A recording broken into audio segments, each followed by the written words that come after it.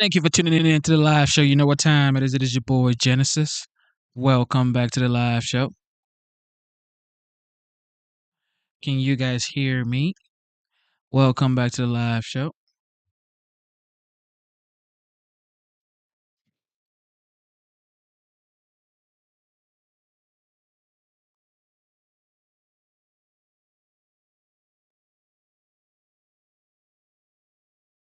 Can you guys hear me? Okay, great. All right. You can hear me. Welcome back to the live show. You know what time it is. It is your boy Genesis. It is currently 4:07 a.m. And of course, today's date is the 4th of May 2025. The year is fast. It's going so fast, ladies and gentlemen. Absolutely fast. Absolutely fast. It's almost summer. Next month, it is going to be summer. With that being said, the Trump administration has been going through a lot. Okay, a lot. The Supreme Court is giving the Trump administration a lot of hard time, a lot of hard time. But let's check For what more is on the going on. push to get this bill across the finish line, Republican Tennessee Senator Marsha Blackburn joins me now. Senator, welcome. Good to see you. Well, you know the House and the Senate very well. You served in the House before your election to the Senate. So where do things stand on trying to get this big, beautiful bill, as President Trump calls it, across the finish line? Mike, there is agreement that we will pass a bill and we will pass President Trump's agenda. That is where there is agreement. There's also agreement that we will pass the 2017 tax cuts, the Trump tax cuts, and we're going to make them permanent using current policy. And everyone has agreement on that. Now, when you look at some of the other issues or items that people want to add in, that is where you're going to have debate. But Speaker Johnson says they're going to finish this before they go to Memorial Day. The Senate Finance Committee has been hard at work on this, as have the other committees. And I fully believe that we're going to get this bill finished sooner rather than later. And, you know, people continue to doubt the Republican Congress. They doubt the president. But what we know is the American people gave President Donald Trump a mandate on November 5th. We owe it to the American people to make the Trump tax cuts permanent, to deliver that tax relief, because if we don't, it will be the largest tax hike in American history. And that is not what the American people voted for on November 5th. Is part of the problem with a major piece of legislation that there's something for everyone to like in it, but there's also something that lawmakers may dislike too? Well, that is where you get to the element of compromise. And not everyone is going to get everything they want. But when you look at the 2017 tax cuts, they worked well for this country. You saw people benefit. It lowered the cost of living. It lowered inflation. It accelerated investment in the country. It accelerated investment in communities and main streets, making that permanent so that people know they can count on it. That is something they're wanting to see. And let's get as much done as we can possibly get done. Let's make certain the American people know they are going to get to keep their tax cuts from 2017. Let's make certain that small business owners know that they are not going to see a tax hike, that they're going to be able to invest in their businesses. And let's make certain that parents know their child tax credit isn't going to be cut in half. As you know, deficit hawks want to do tax reform, but they're also looking for spending cuts. Is there an opportunity for savings when it comes to Medicaid? When you look at Medicaid, you want to make certain that beneficiaries are not going to be adversely impacted. The president has said that, and the Republican Senate and Republican House have said that. There will be no cuts to Medicaid. What there is going to be is a review of improper payments, rooting out waste, fraud, and abuse. Because every dollar that you save in these programs is a savings for the taxpayer and an assurance to beneficiaries that they're going to get the benefits to which they're entitled and which they're expecting.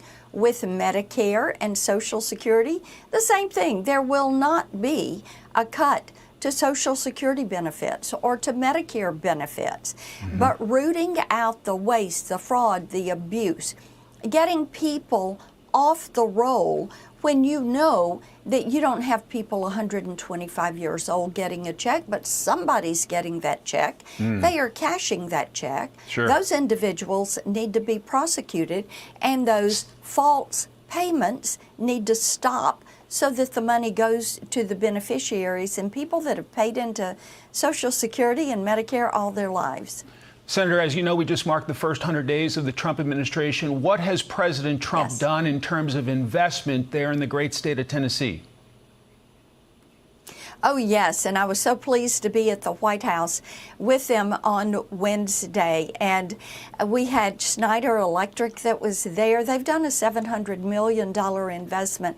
And Mike, I visited that plant out in Mount Juliet, Tennessee yesterday. It is amazing to see the construction, the expansion that is going on there.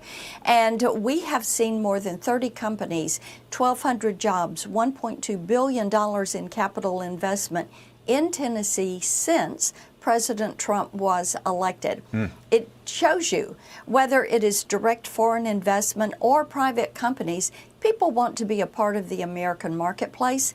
Companies know if they're manufacturing here, then they're not going to be paying tariffs.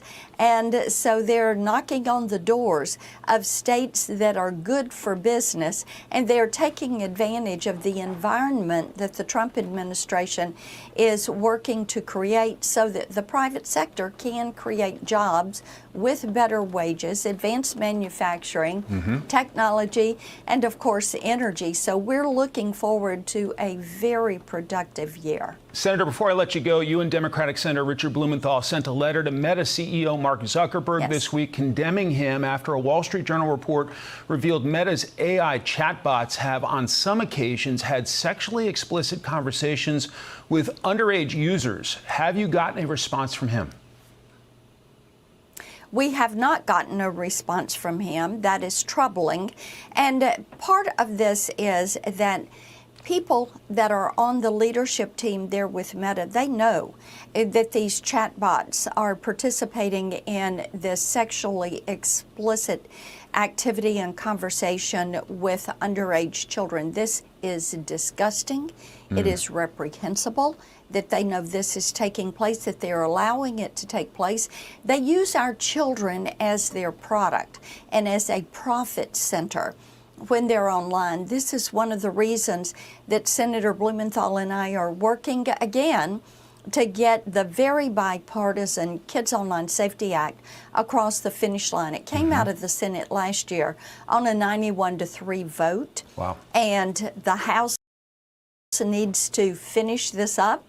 We're going to pass it again. We need them to pass it. We need to get it to the president's desk and put the responsibility on these social media platforms to end this kind of reprehensible activity.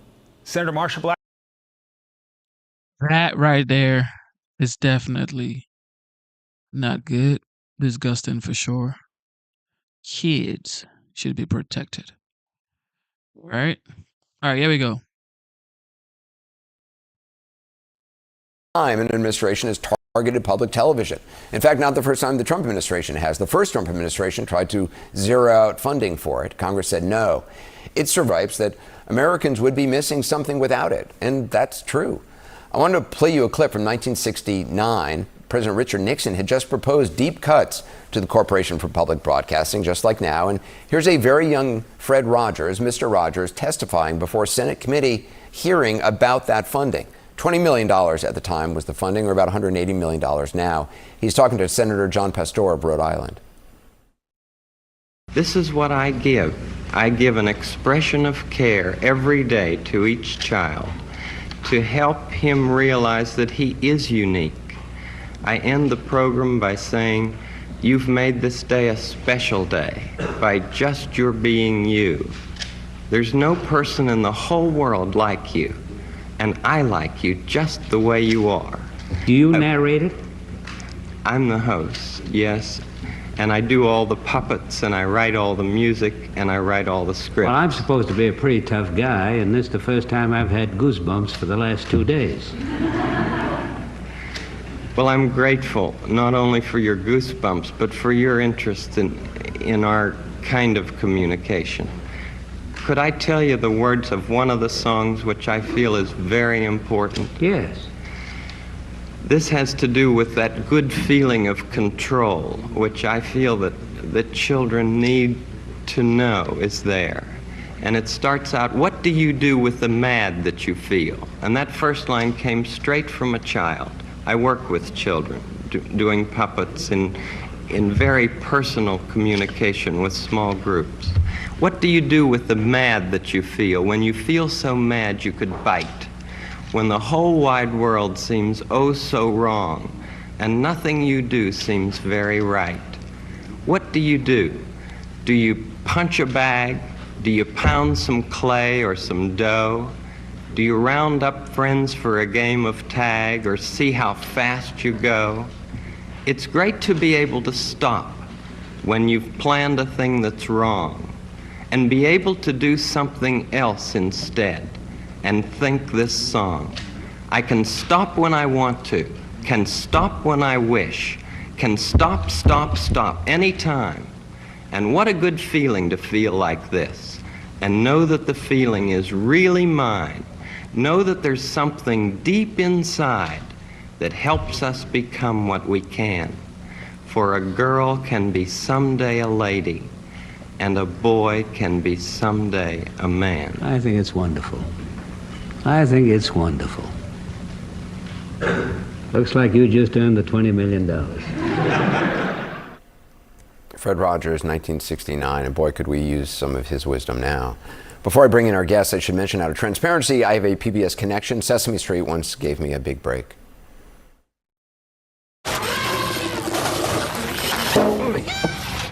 This is Anderson Cooper in for Oscar the Grouch, who's on assignment at the dump. I'm here with two legendary Grouch newscasters, Dan Rather Not and Walter Cranky, to discuss today's letter in the news, the letter G. Say hello, Dan Rather Not. I'd rather not. Walter? Grrr. Just for the record, I was not paid for that appearance. I volunteered. Joining us now is PBS CEO Paula Kruger and Emmy Award-winning filmmaker Ken Burns, whose many documentaries, including The Civil War, Baseball, Prohibition, have aired on PBS over the years. He's working on a new project, The American Revolution, which will premiere on PBS in November. Ken, what do you say to people who don't believe taxpayer dollars should be spent to fund media or the arts at all? There's plenty of documentaries on Netflix, for instance. What's the value of public broadcasting? Well, I think it's important that we do things together as a country. The enrichment that PBS has brought to my life, to our collective lives, is just undisputable. I think PBS is part of the pursuit of happiness machine.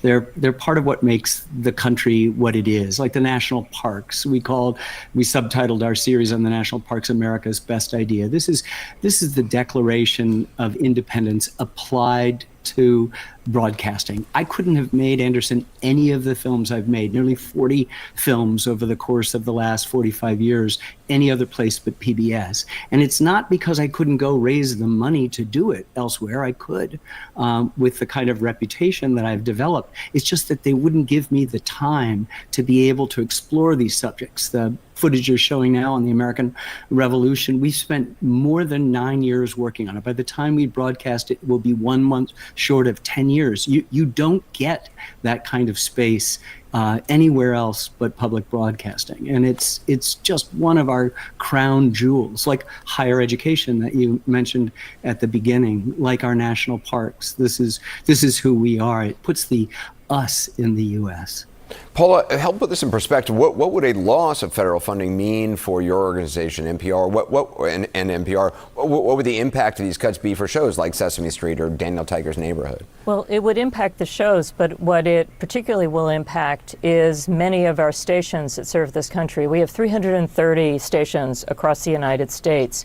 Many of them are in very small communities. The whole idea when Lyndon Johnson signed the Public Broadcasting Act is he wanted to make sure that there would be public broadcasting in communities accessible to people no matter what the size of those communities, wherever you live, what your economic means, you should have access to really great content.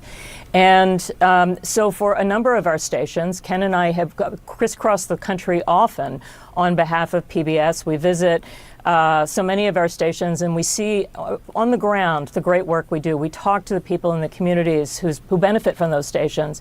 Those stations will not stay on the air. We get about 15% of our funding from the public government, from the public funding from the government. That's 15%. That's an aggregate number. For some of our stations, particularly in small communities, Ken and I have both been to Granite Falls, Minnesota.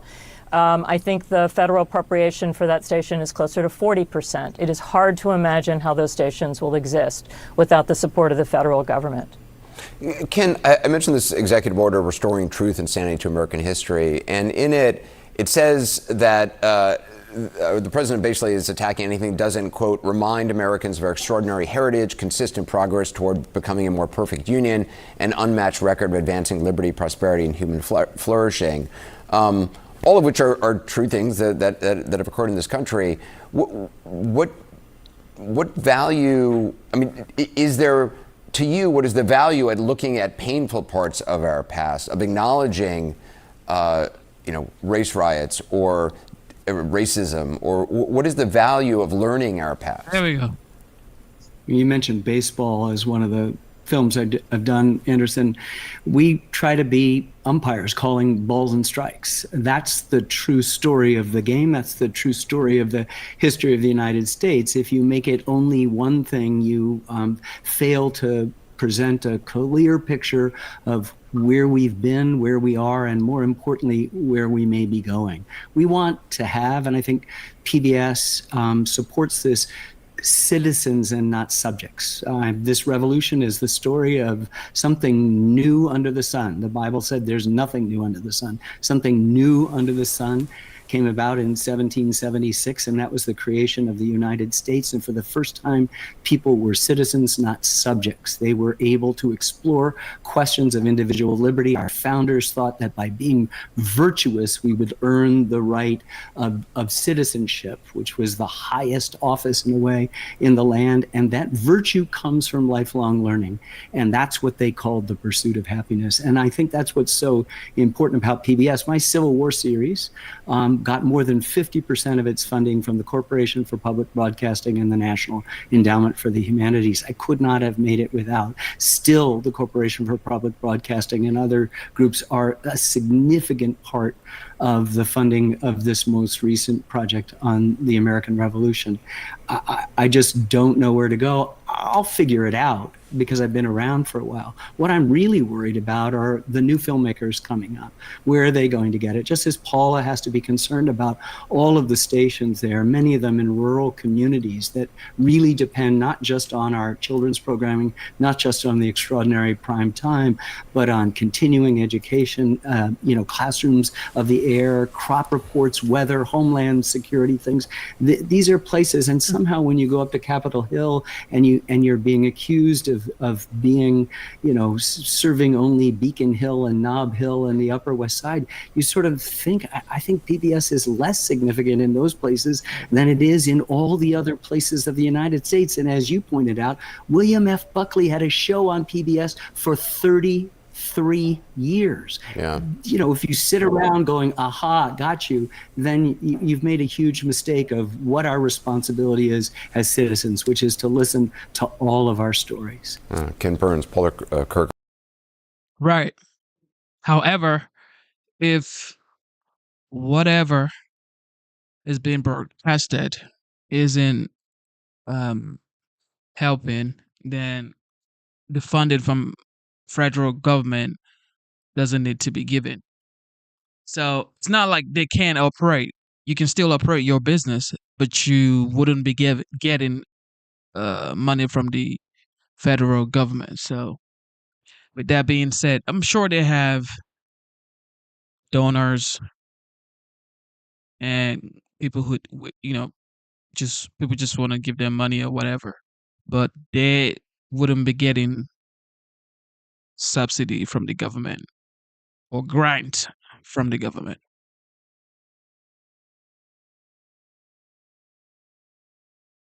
Mark Levine. Mark, I really want to get into this judge issue now. Ketanji Brown Jackson, she's a justice on the Supreme Court, gave a really unveiled attack on President Trump, I felt, in defense of these rogue activist Democrat judges. She says, according to Reuters, U.S. Supreme Court Justice Jackson said attacks by President Donald Trump and his Republican allies on judges were not random and seemed designed to intimidate the. And also talking about PBS. PBS Kids actually still works. I don't know if PBS Kids is associated with PBS, but PBS Kids still works. Okay, so because I got PBS Kids on my whatever TV or what, I don't know, but PBS Kids still works because I actually watch PBS Kids because there's this science show on there that I like and some animal show. It's for kids, but I learned a lot from it. PBS Kids. So I don't know if PBS Kids is associated with PBS. They probably are. So, yeah. The judiciary. Jackson, appointee of former Democratic President Joe Biden, did not mention Trump by name, but spoke about the elephant in the room. The combative atmosphere under the Trump administration has raised concerns from some legal experts of a potential constitutional crisis. I got to say, I'm kind of sick and tired of our media and Jackson, who wouldn't even tell us what a woman is because she was so political, playing to the very extreme base of the Democrat Party.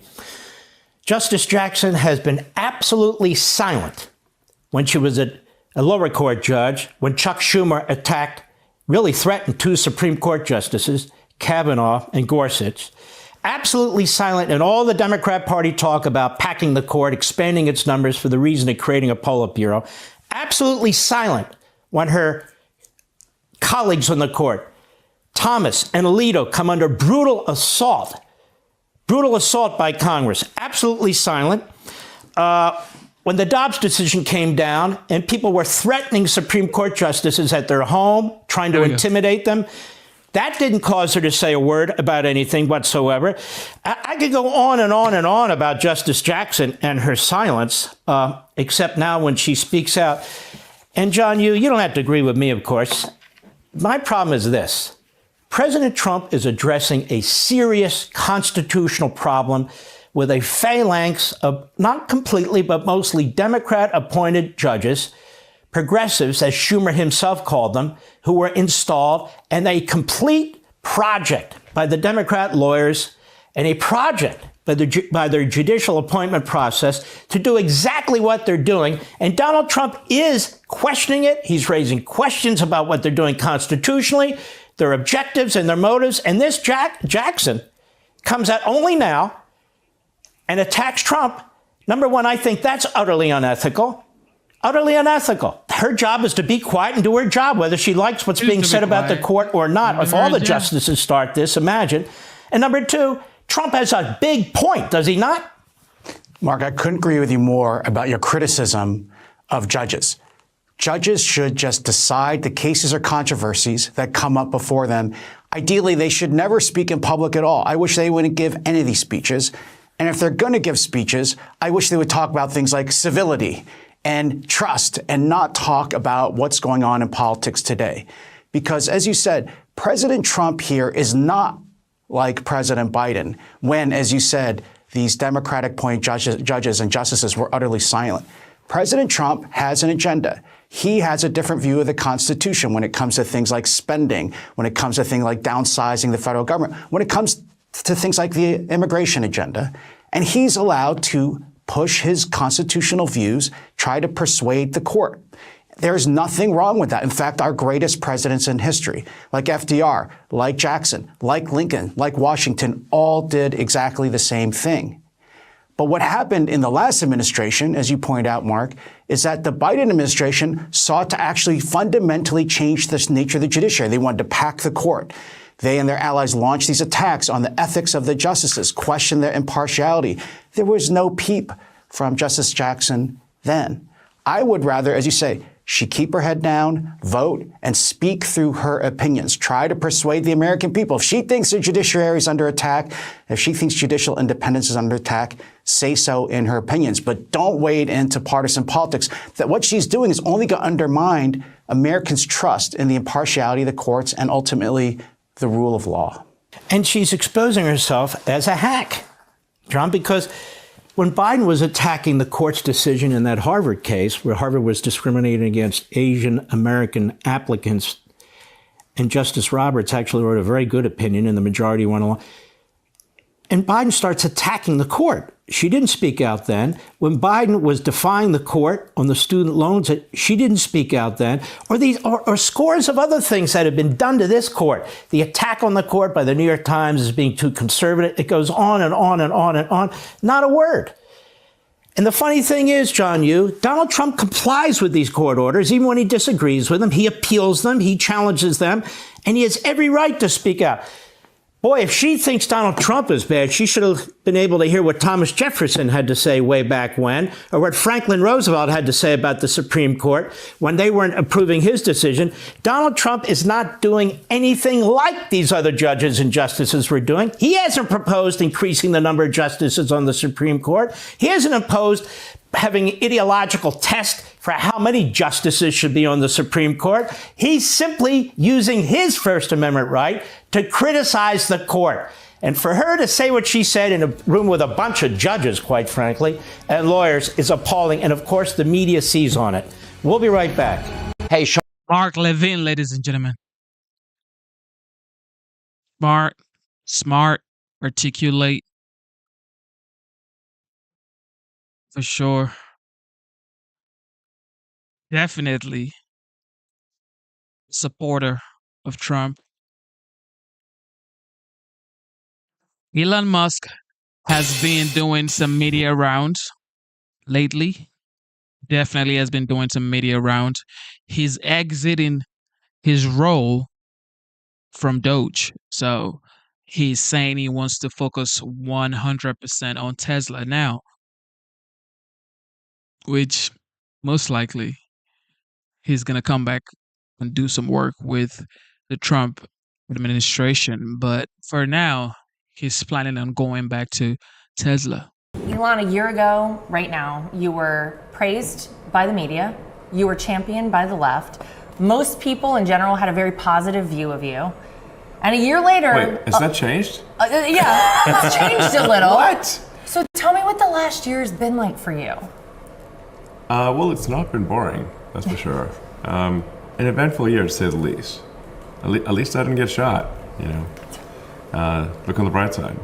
But we have had people shoot up Tesla stores and burn down Tesla cars. I wasn't expecting that level of violence, really. I mean, there's obviously been attempts to sort of boycott Tesla and my other companies and basically put whatever pressure they possibly can on me and Tesla and to some degree my other companies. And I guess that's what happens when you go after waste and fraud, because the people that are receiving the billions of dollars of waste and fraud want to keep receiving it.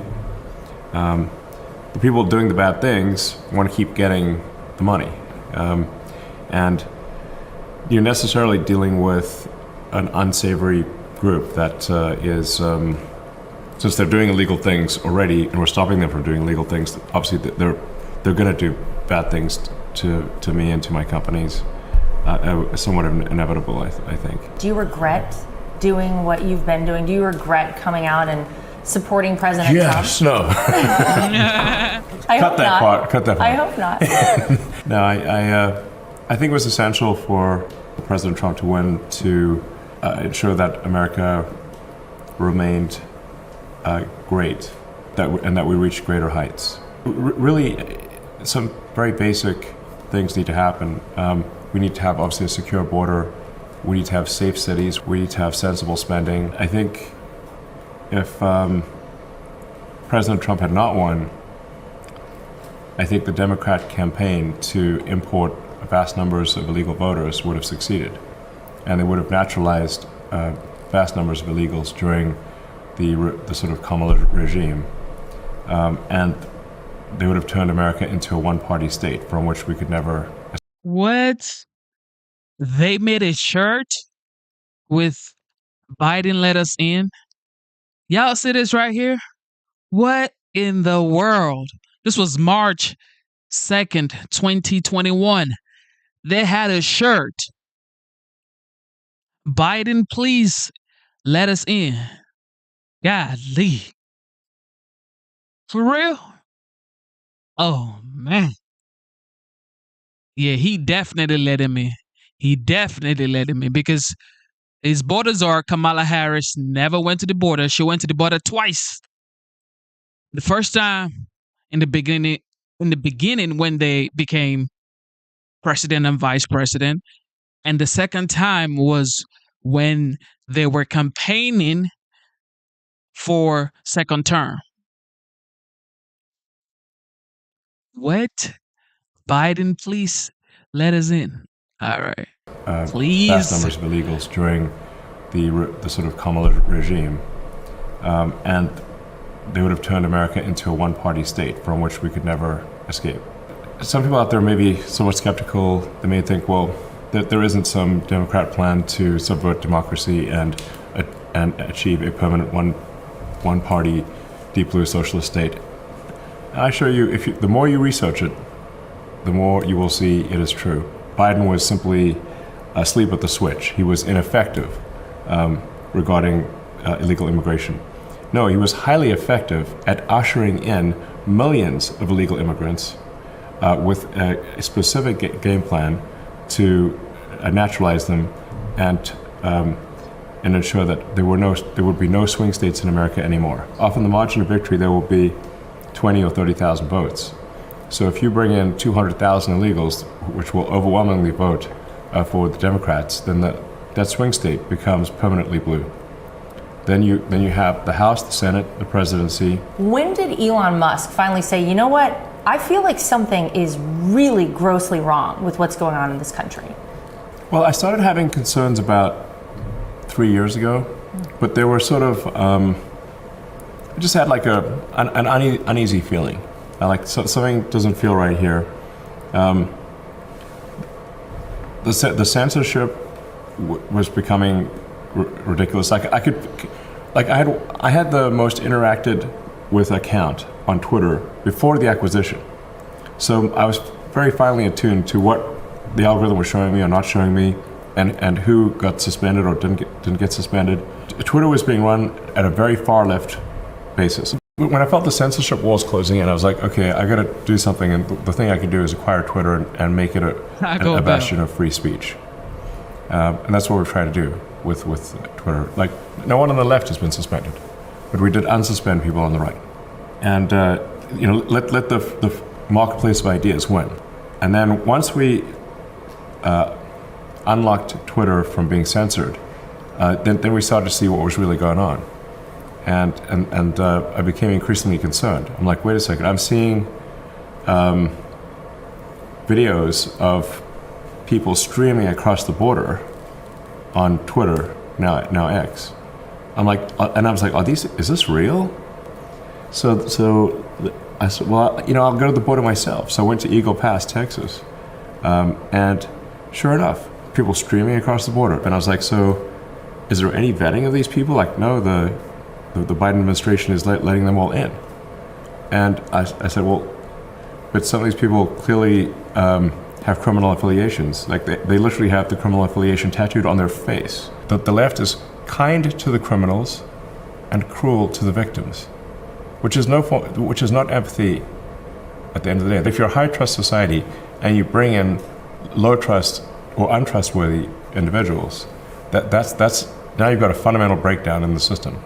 Recipe for disaster. A recipe for disaster. So it sounds like for you went through these moments of actually seeing things firsthand for yourself. So you had these moments leading up to really coming out on the stage October in Butler, Pennsylvania with President Trump. You just can't have a country like this. I supported Obama. I gave the maximum donation to Obama. Actually, we had a pretty good relationship. When Biden was elected out, I guess most moderates that I knew, they thought it would be like a milquetoast version of Obama. And then it's like, we get the most radical left, crazy administration ever. With and Biden is actually non-compos mentis, President Autopen, basically. Biden was President Autopen. Whoever controlled the Autopen, the teleprompter during the Biden administration, was the real president. Autopen. If I ended up. You grew up in South Africa. You lived during a period of apartheid. I'm sure you've seen a lot of horrific things. So to be called a Nazi by people, to be made out to be this monster, that must be really hard for you. It's a relentless propaganda campaign, which obviously President Trump has experienced for a very long time, 20 years, maybe longer.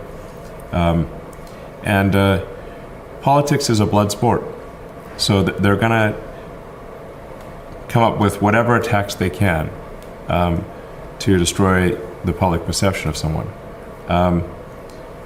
Now, obviously, I've not harmed anyone in my life. They've also called President Trump a Nazi, but he also is not a violent person, and in fact has done a lot to prevent wars and stop wars, which is the very opposite of being a Nazi, actually. Right. Ironic how that works out. Yes, but it is disappointing how well propaganda works. Yeah. If you repeat a lie, the sort of he's a Nazi lie enough times, some people actually believe it. Especially people that still believe the legacy news. But they really are trying every angle to get me. They are doing character assassination. Death by 1,000 cuts. It shows that if what we were doing at DOGE was not effective, they wouldn't care.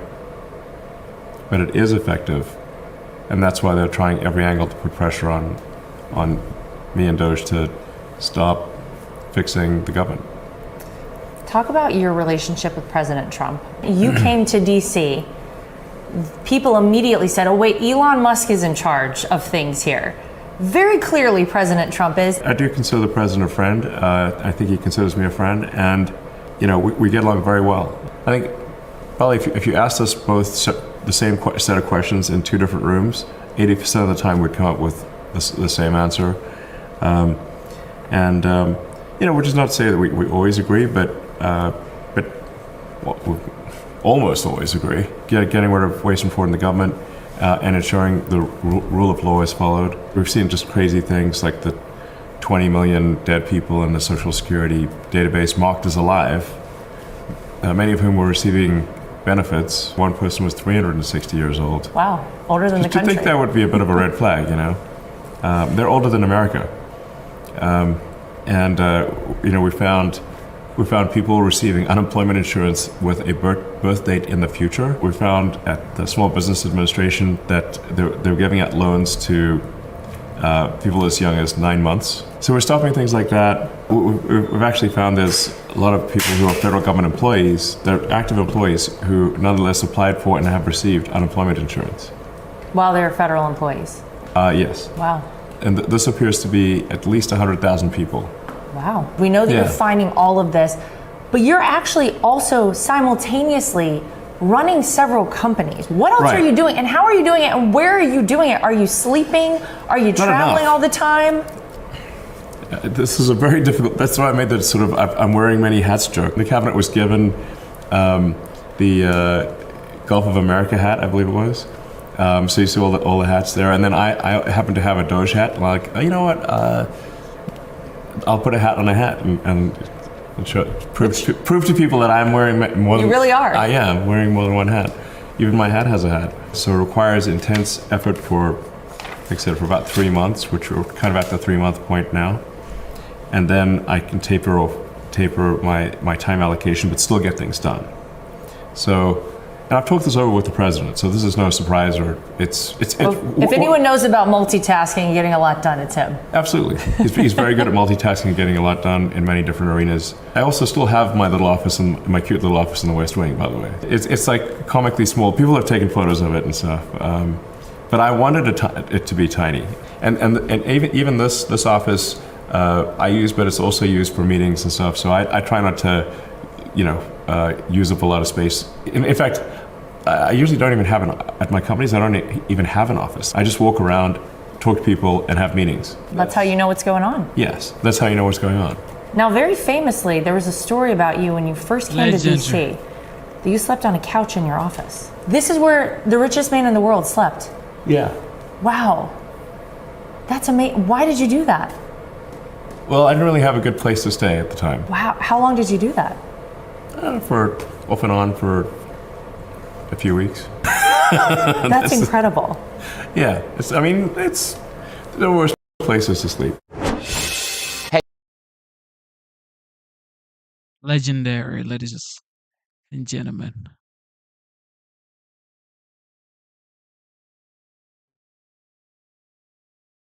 Interesting stuff to people. You've expanded space exploration. What do you think, and what are you going to focus on in the coming years that you think could really revolutionize humanity? Well, Tesla in a few months will release unsupervised full self-driving. So the cars that people are driving right now, the cars that you can buy from the factory, will be driving around by themselves with no people in them. Wow. That's we call unsupervised full self-driving. So there's literally no one in the car on public roads. We'll start that in Austin in a few months, in June. And then we'll rapidly expand that to the rest of the country. In fact, anyone who has Tesla now, if they try self-driving, it should work very well. It should be rare that you need any intervention. So, in fact, in the future, I think it'll be unusual to see a manually driven car. Wow. It'll be like seeing a horse. Yeah, that's true. Interesting. Yeah, there's still horses. In fact, technically, there are more horses now than there were at any time in the past. But we don't use them for the same means. But if somebody came to work on a horse and they didn't live on a farm, you'd be like, that's an odd thing to do. So in the future, it will be strange to see someone actually driving themselves in a car. Yes. Sure. And what about medically? And then Tesla's also creating a humanoid robot, Optimus, which I think everyone is going to want. Because it'll be like, who wouldn't want their own personal R2-D2 C-3PO robot buddy? That will help you do anything you want to do. I think that's going to be a massive product. SpaceX is doing rocket launching and Starlink internet, and hopefully we'll build the technology to make life multiplanetary, to build a self-sustaining city on Mars. A city on Mars. Here. Most people are saying Elon Musk may step down from Tesla. Elon Musk is going to be, or is already, one of the greatest, if not the greatest, innovator of our time. So if he steps down from Tesla, remember what happened to Apple when, what's his name, Steve Jobs stepped down from Apple. Do not be surprised if for some reason, maybe shareholders or whatever, which he has the largest share in Tesla, so it's going to be hard to be like push him out. But if for some reason he doesn't continue leading Tesla, I don't know what's going to happen to Tesla, man. But Still on the subject of political. He's going to lead Tesla for a very, very long time. He's going to be the CEO for a long time. He's changed the game far too long that,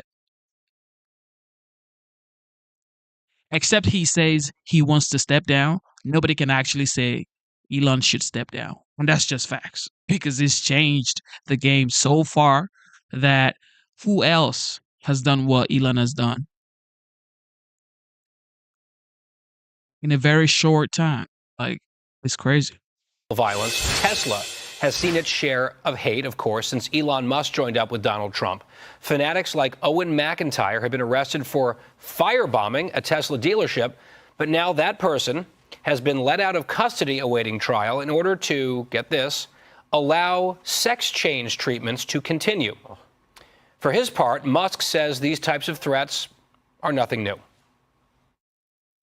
Do you guys feel like you're putting yourself at risk by doing this because you're stirring up so much hostility by these people ripping us off? 100%. Well, we don't need to speculate about that. You can see online in the protests that they make that very clear.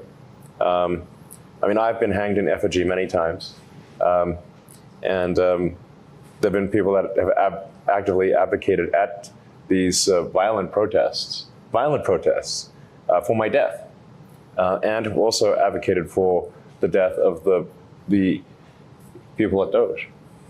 I think the young folks of us have gotten email threats from reporters and the public alike. Despite the acts of hatred, vandalism, and crime, Musk says he has no regrets about doing the work that they're doing for and with President Trump. Do you regret coming out and supporting President Trump? Yes, no.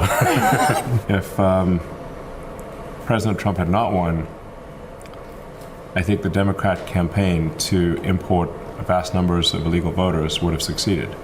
And they would have naturalized vast numbers of illegals during the sort of Kamala regime. And they would have turned America into a one-party state from which we could never escape. So a few things to unpack here. Alicia, there's a media angle again, because these are interviews that Musk is doing on this network, which is great.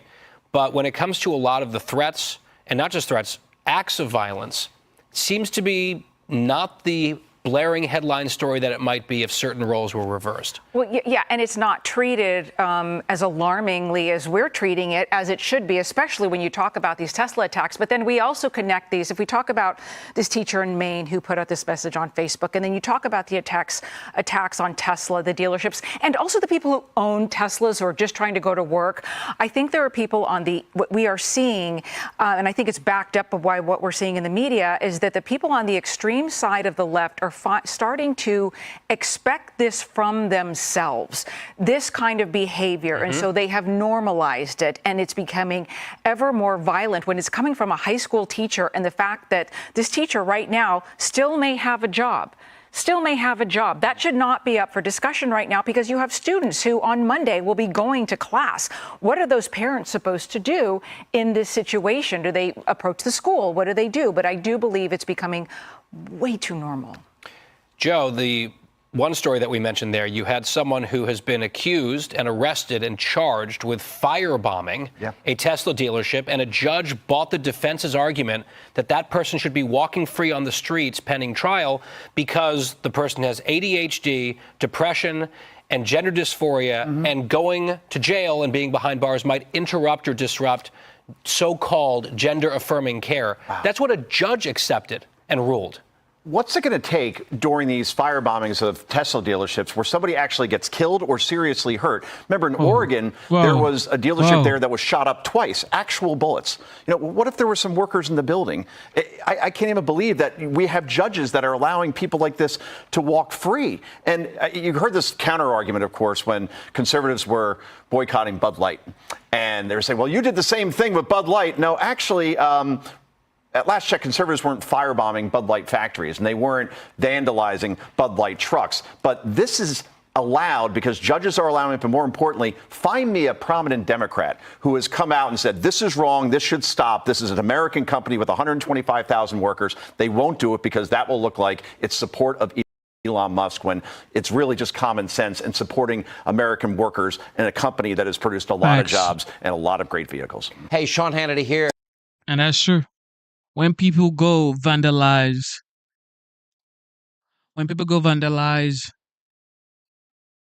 Tesla dealerships, you think it's directly affecting Elon Musk? It's not affecting Elon Musk directly. It's affecting the fathers, the mothers, the uncles and aunties in that area that actually works in that dealership. Elon is probably in his office working on a new idea or somewhere having a good time, and y'all are vandalizing a Tesla dealership where fathers that actually pay bills, mothers that actually pay bills work at to provide for their families. Oh, we don't like Elon Musk, so we're gonna go bombard his dealerships because we think Elon is actually directly affected by this vandalizing of this place. No, he isn't affected by it. He isn't. He's the richest man in the world. The wealthiest man financially, at least in the world. So whatever y'all are doing to his dealership, it's not going to count. It's not going to count. He has insurance. But the people who actually works there, they don't have insurance for another job. They have to go search for another job or get transferred to another dealership. So, common sense, y'all. Bernie Sanders was in Bethlehem, Pennsylvania today to continue his fight against a non-existent oligarchy. Thanks to Donald Trump, we now know what oligarchy is about. We have a government of the... So. Oh my goodness. Bernie has been talking about oligarchy for years, decades, probably like in the 80s and 90s. So now he's saying thanks to Donald Trump, we know what oligarchy means. Okay. Billionaire class, by the billionaire class, and for the billionaire class. We are looking at an unprecedented attack on the foundations of American democracy, and under Trump, somebody said Mark Cuban and Elon Musk should debate. Mark Cuban is the low budget Elon Musk. Matter of fact, there should be no reason, under no circumstances, that Elon Musk should be debating Mark Cuban. What? Mark Cuban? To Elon. To the great Elon. Nah, man. That's washed up. Nah, bro. That's washed up. Come on, man. What you mean Mark Cuban? He's a billionaire, but compared to Elon, nah, bro. That's low budget. Low budget. Mark Cuban is the low budget Elon Musk. movement toward authoritarianism. Meanwhile, Sanders' partner in crime, Alexandria Ocasio-Cortez, hosted her own town hall in Queens, New York last night, and the crowd was ready for her.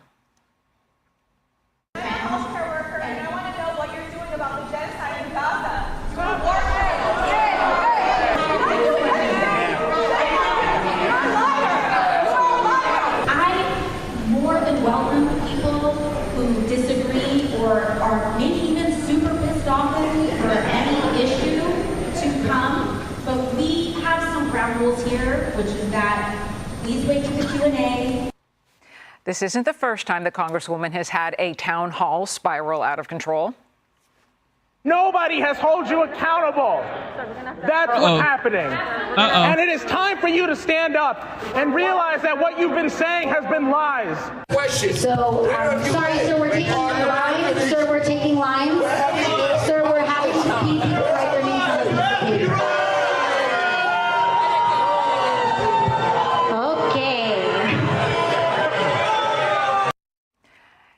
And despite the not-so-warm welcome, AOC remains a top contender for the Democrats in 2028, and that idea doesn't sit well with Vice President J.D. Vance. On the Democratic side, do you think Alexandria Ocasio-Cortez, AOC, is the new leader? Could it be Vance AOC in 2028? President AOC, the stuff of nightmares, Brett. Thank you. You've ruined my sleep for this evening.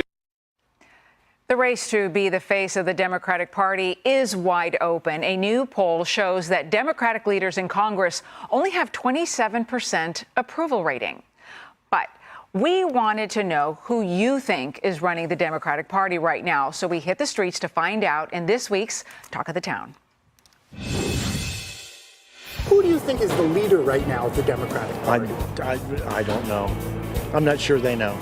I feel like what's running our Democratic Party is social media. Maybe Kamala Harris, but she's pretty much disappeared. I'd like it to be Pete Buttigieg, Hakeem Jeffries, maybe AOC. I'm ride or die for AOC. I'd like to say that Corey guy. I think he would be great. Josh Shapiro, Tim Walz is still going around. Basically any Democrat that has balls that can do it. Automatically, Kamala Harris still pops very frontly in my mind. Gavin Newsom, I think, might want to jump in the fray. Bernie Sanders, Kamala Harris. But then you think sort of some of the more mature heads like Bill Clinton, Obama. Of course, Michelle. Everybody wants Michelle out there. So, Lauren, the one thing that I couldn't help but notice is that when you have a true front runner, someone who truly is popular, they get named right off the top, one after the other. And you just had this mishmash, right? This mix-up of people. So there clearly is clearly no direction right now. I agree with something the Democrat from Massachusetts said, Jake Auchincloss. He said, you gotta, like my yoga t-shirt, TTP, trust the process. That this will play out. We have a couple of years.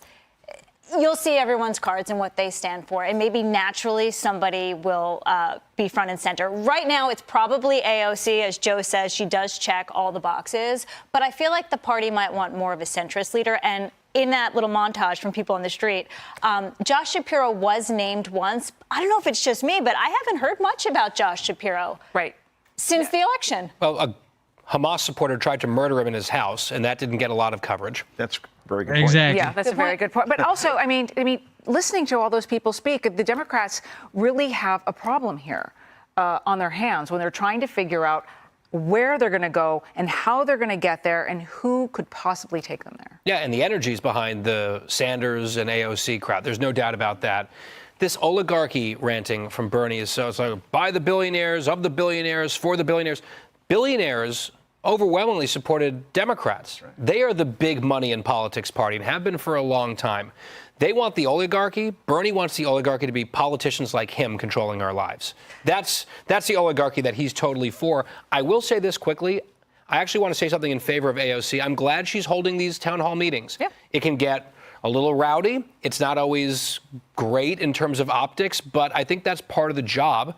And we're seeing a lot of Republicans and Democrats refusing to do it because of video like that. And she's at least showing up and doing it. So I disagree with almost everything that she says. And the woman screaming about a genocide is a total liar. But part of the gig is to talk to constituents, even if they're angry. Yeah, and to keep coming back and to keep doing it. We do have, Conch, a Yale youth poll on the 2028 preference among the Democratic Party. 27.5%, Kamala Harris, 21.3%, Alexandria Ocasio-Cortez, 14%, Pete Buttigieg, and 6.4% podcast host Gavin Newsom. But we were talking in the break, who would be VP if it's AOC? Jasmine Crockett, perhaps. No, kidding. Great. O'Rourke, that's a Crockett. possibility. I mean, you would need somebody, I guess, in the like center. What kind of team, right? Right, and she wouldn't work with any sort of moderate that doesn't support all the things she does. What does she support, by the way? Open borders. She voted against the Laken-Riley Act. She still supports trillions for the Green New Deal, even though she says we have no idea how to pay for it. She supports men playing against women in sports. She, of course, to these Fight the Oligarchy rallies, flew 5 times on a private jet to get there. Yet she's fighting climate change and talking about how she's a champion of working men and women.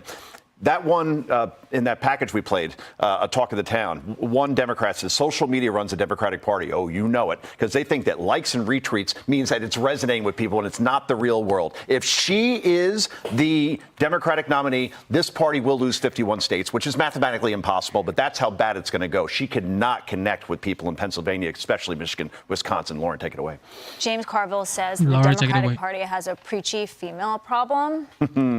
Just saying. That might be her biggest drawdown. And Hakeem Jeffries has a problem inside the House, and he will continue to for a while. Hey, Sean Hannity here. Hey.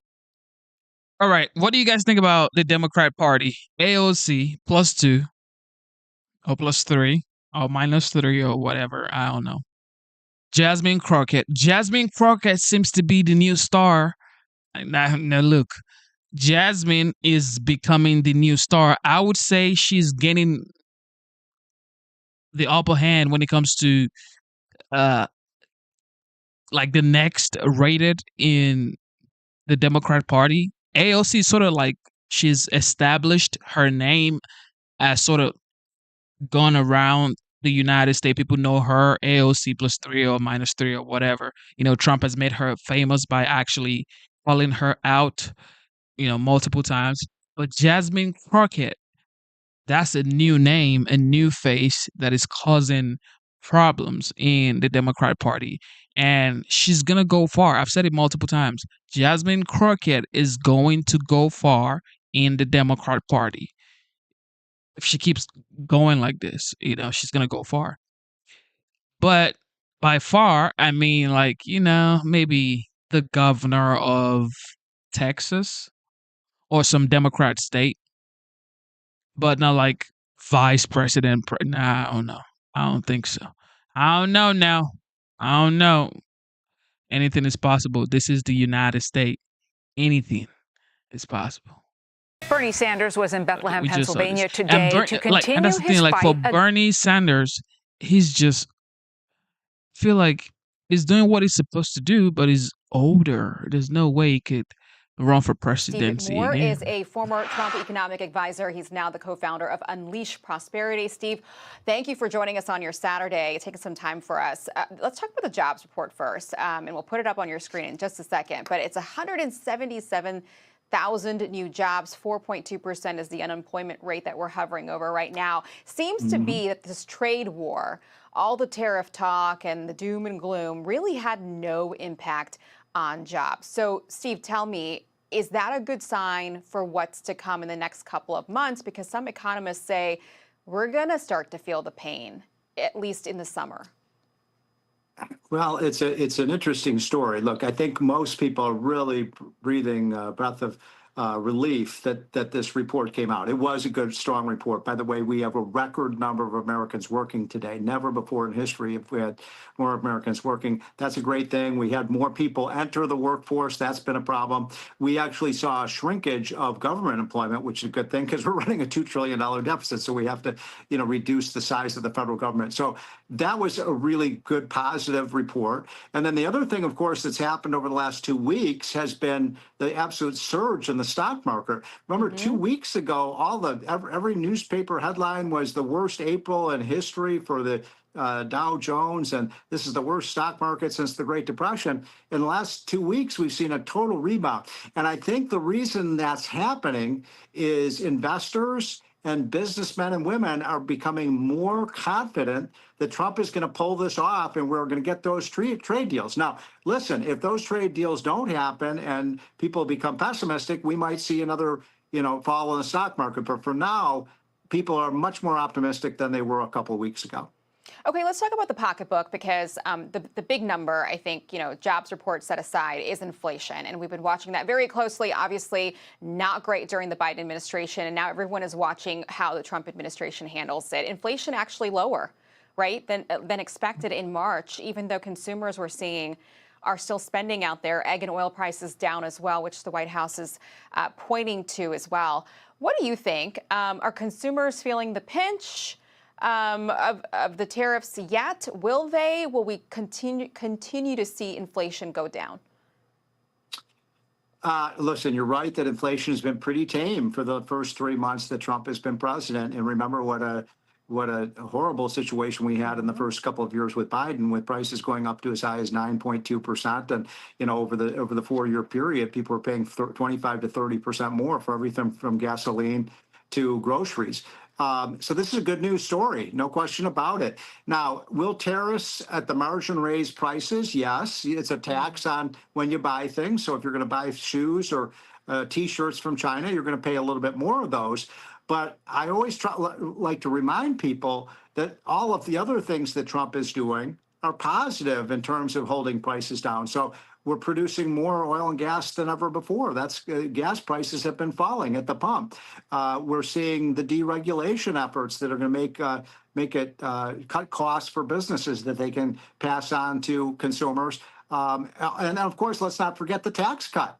We Right. get that tax cut done, and you're going to see a really strong stock market, and you're also going to see prices fall. They got to get this China deal done too, and it seems like China might be hinting that they might be willing to come to the table, at least when it comes to fentanyl. This is from the Have Wall to. Street Journal. It says, And people are saying, when this tariff issue started, a lot of people were like, Trump is going to tank the economy, he's going to destroy the United States. Oh, there's no way China is going to renegotiate with Trump. Who does Trump think he is? You think he's a king?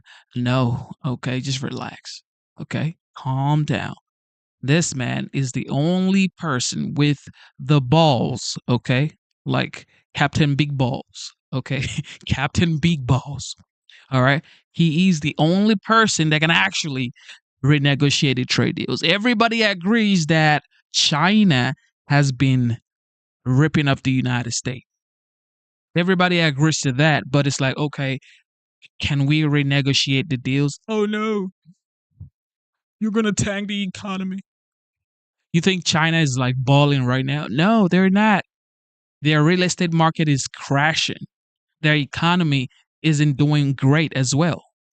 So they need the United States. Americans need to understand that China needs America as well. Beijing is considering ways to address the Trump administration's concerns over China's role in the fentanyl trade. That's according to two people familiar with the matter, potentially offering an off-ramp from hostilities to allow for trade talks to start. Do you see that happening? Do you think this is a softening, a warming up from China? It's about time, isn't it? Fentanyl has become one of the leading causes of death of our young people. You wonder why Joe Biden didn't do this 4 years ago. We know where the fentanyl is coming from. It's as I said, it's killing our youth. That they're importing into the United States a poison. So this is very good news. Now, whether the Chinese will actually follow up and actually do what they say, I don't know. With the Chinese, you need trust but verify, just as Reagan used to say. But if we get that deal with China, not just fentanyl, but the fact that they are stealing our technologies, that they have much higher tariffs, I think this is the linchpin for a boom. If he gets that deal done with China and then we get the tax cut passed, I think we're going to see a huge benefit to the U.S. economy over the next couple of years. So people don't lose faith. I mean, it's been a choppy couple of months, but every indication is that things are really on a positive note right now. Real quick, we just ran out of time, Steve. I got to go, but investor Warren Buffett says he's going to retire at the end of the year. Real quick comment on that, and then we'll let you go. What an icon. I mean, the guy, I wish I had a penny for every dollar that he has. And he has become one of the great investors of all time. And I have, Berkshire Hathaway, he's not just made money for himself, but so many millions of other Americans. And I hate to see him leave the investment field because he gives great advice. Okay, Steve Moore, always a good friend to us. Thank you for joining us. All right.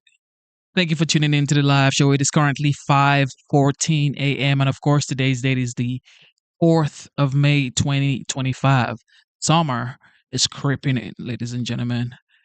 What do you guys plan for summer? Do you guys take trips?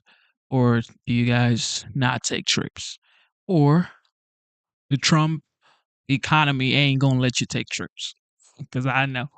So last night, if you were watching Sean Hannity's show, you know that he opened up and then said it's time to listen to some of the commencement address of President Trump, who was invited while escorted by Nick Saban, the former legendary football coach of the Alabama Crimson Tide.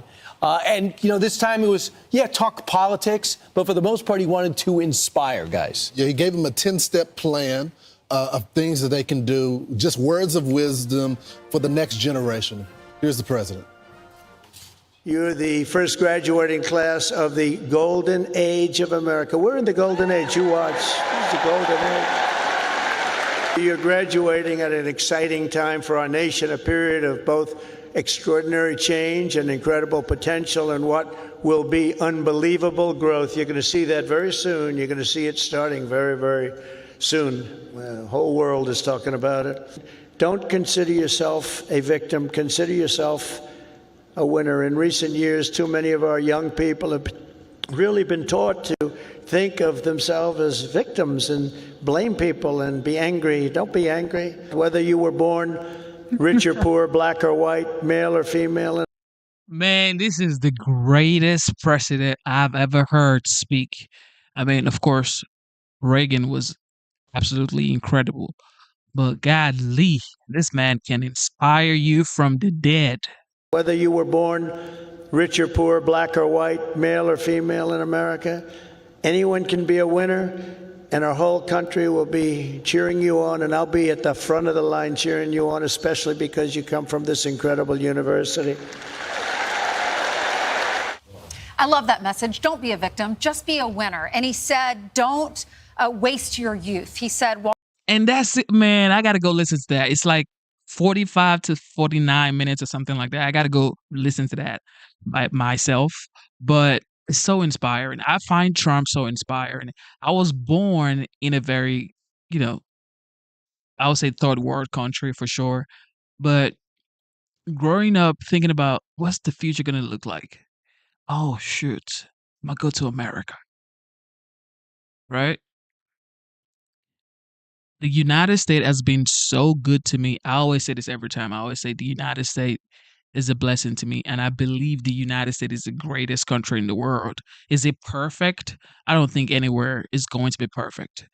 But the opportunities here in the United States, if you actually try, if you actually put your head down, if you actually put in some effort, if you actually try to learn, apply yourself, there is no way on God's green earth that you would fail.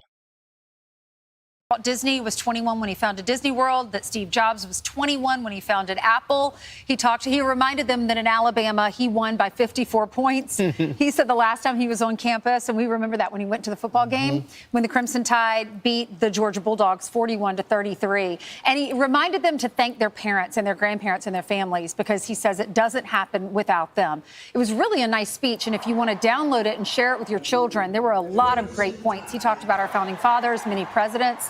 That started out so young and went on to do great things for our country. Meanwhile, the one issue he brought up politically was keeping women out of men's sports and, keeping men out of women's sports. Right. Yeah, for the most part, yes. That now I got it right. And it happened in 2023. There was a female athlete in Alabama that got hurt playing volleyball, playing against a guy from San Jose State. It's a problem. Concussion. Yeah. And it's an issue that Democrats keep saying it never happens. The Republican says it does happen, along with having to deal with men who want to be women, who claim to want to be women, getting dressed in the locker room. Here's how that resonated. I love sports, and I think I should have come here. Congratulations as well to the women's track and field team for winning 2 SEC titles this year. That's something. As long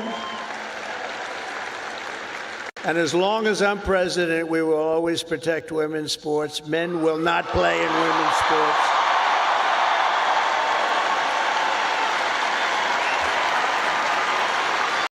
I mean, to think that you have to say men will not play in women's sport. Where are we going in this world? Where is humanity going? Where you have to tell people, don't worry about it, men will not play in women's sport. What are we doing, yo?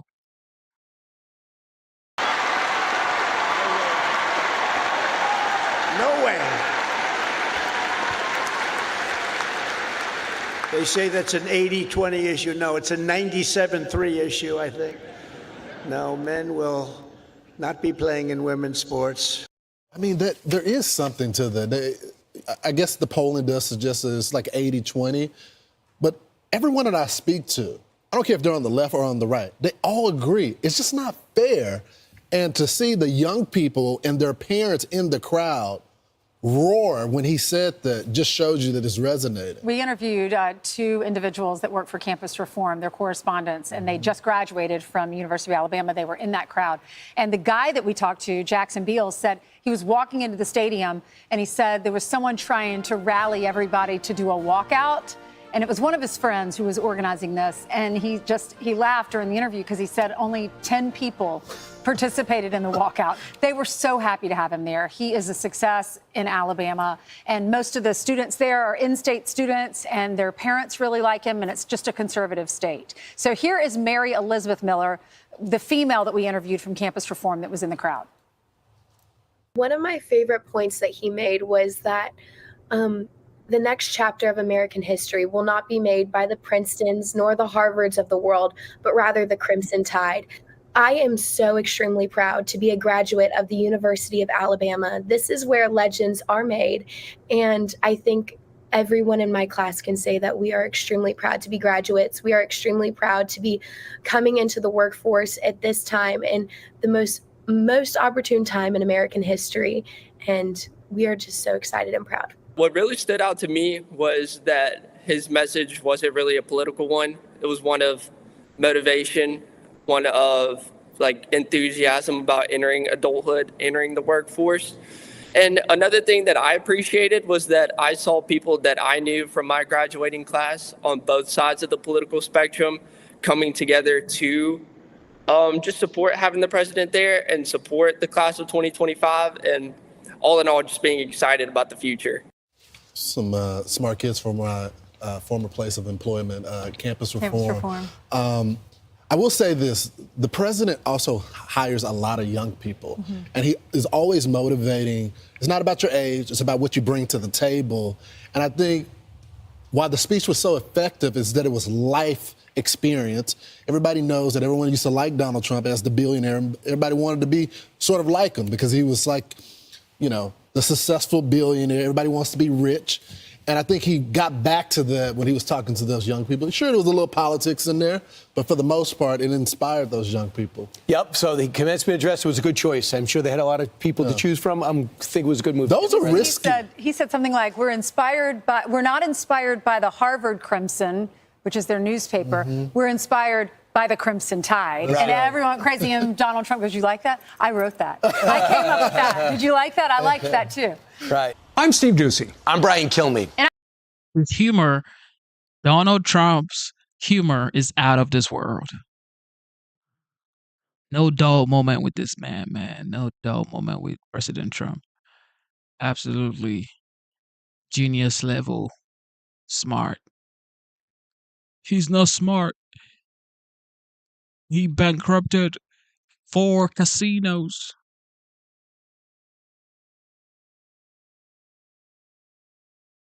And that's why he's a billionaire with buildings that has his names on it. And he is the 45th and 47th President of the United States. But he failed. He's not successful. Wow. I do consider the president a friend. I think he considers me a friend, and we get along very well. I think probably if you asked us both the same set of questions in 2 different rooms, 80% of the time we'd come up with the same answer. Which is not to say that we always agree, but we almost always agree. Getting rid of waste and fraud in the government and ensuring the rule of law is followed. Elon Musk calling President Trump a friend in his sit-down interview with Lara Trump. The tech mogul turned presidential advisor dishes on what made him support the president and previews how he says Tesla is revolutionizing humanity. You can catch the full interview tonight on My View at 9 o'clock Eastern. Don't miss it. Elon Musk hoping to make some new friends in the Lone Star State. Voters in South Texas are deciding today whether to officially make the home of SpaceX a city. Madison Scarpino has the details. Hello, Madison.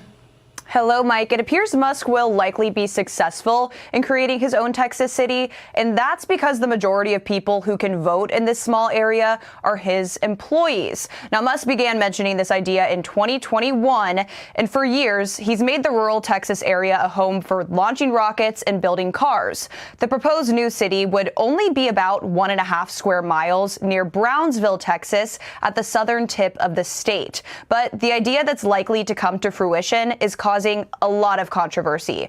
One of the main concerns is over access to the popular Boca Chica beach.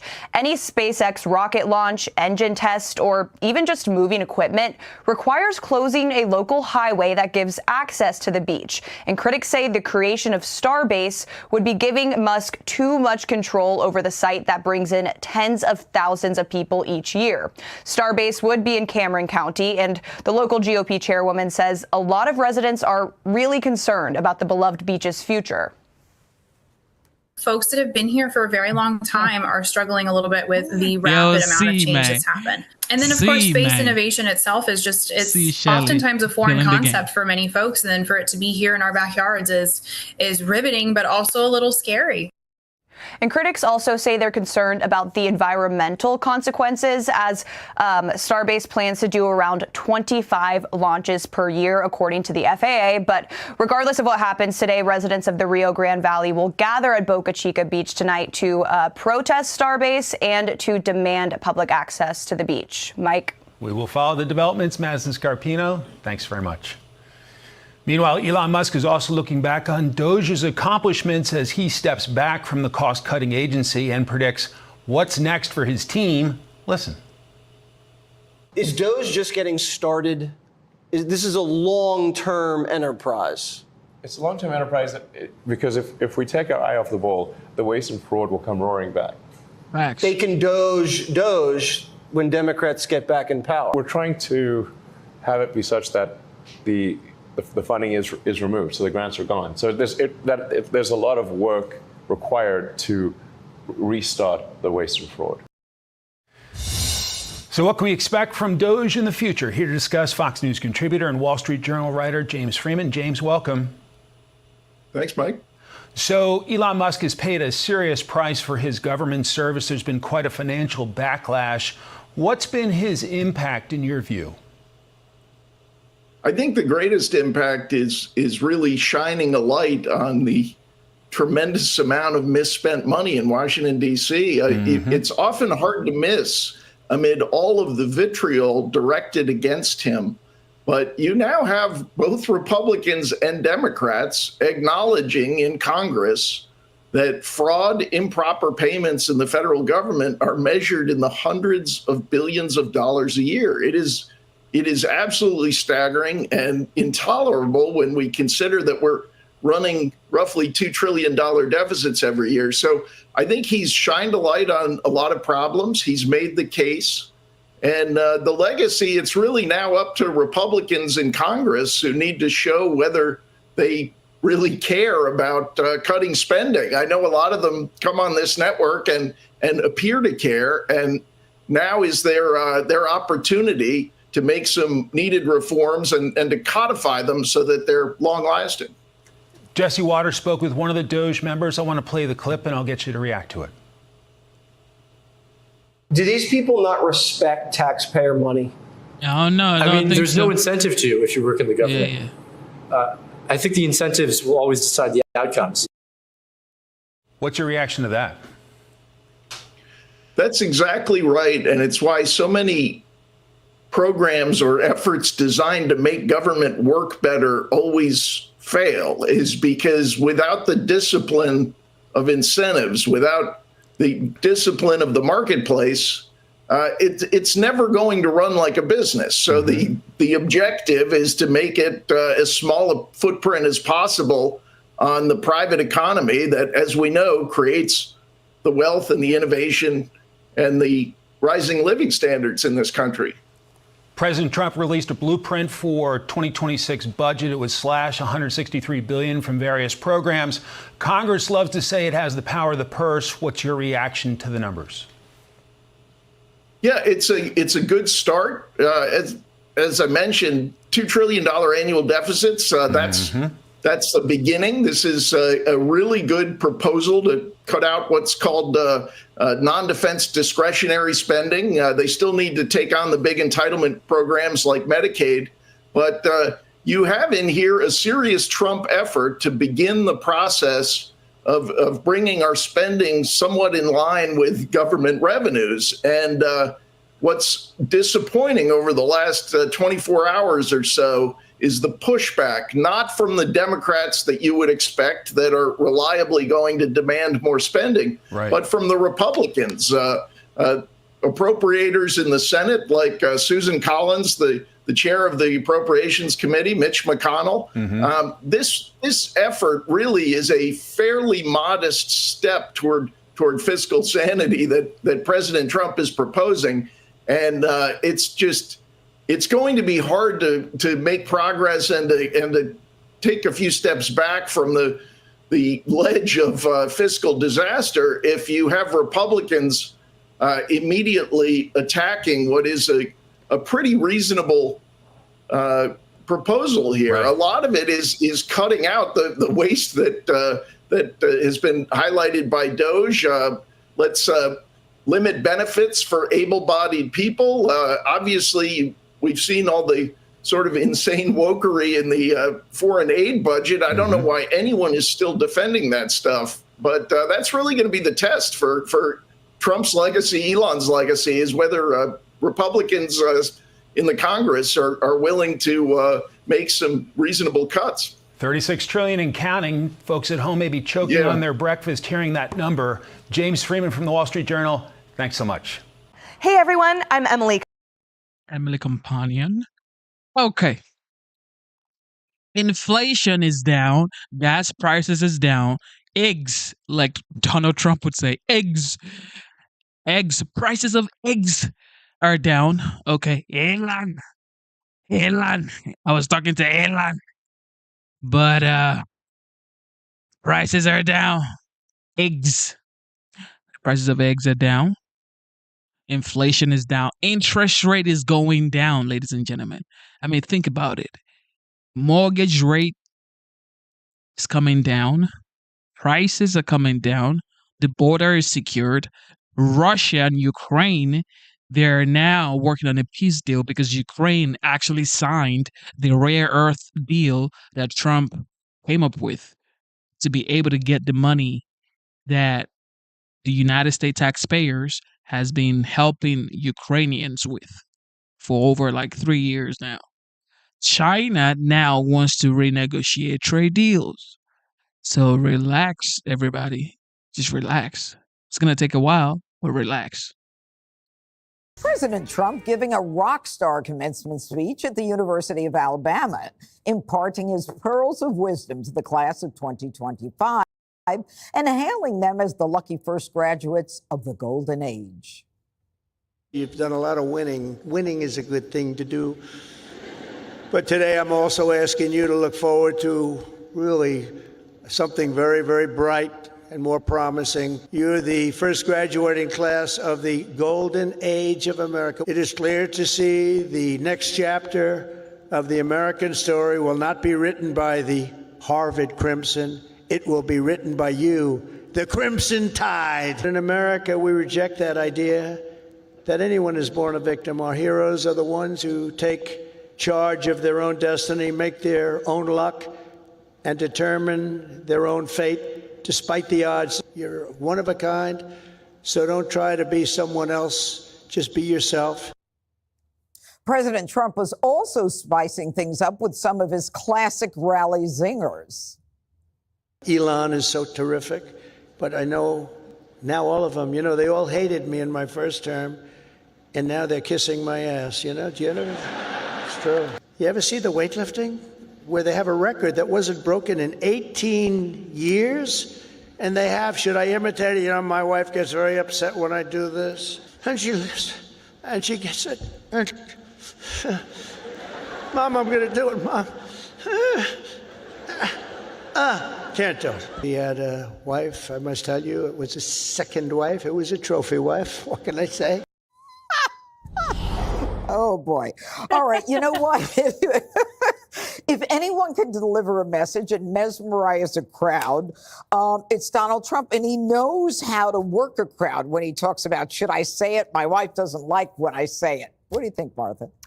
Well, I was watching some of the other networks talk about this today, and they were saying, where was the commencement speech? They only played that stuff. There was no commencement speech. And then listening to the top of what we just played, there was absolutely a commencement speech message in there. He's saying, if you go the safe route, don't go the safe route. If you want to go to the top, you're never going to do it unless you break the system. I mean, it was I think that, some people might like it, some people might not like it, but the message was clearly merit is what wins. Be bold, don't sit back, be part of this next generation. We reject the idea that anyone is born a victim. Our heroes are the ones who take charge of their own destiny, make their own luck, determine their own fate despite the odds. And then he encouraged them to build things. Don't just build a portfolio. Go out there and build buildings, build manufacturing sites.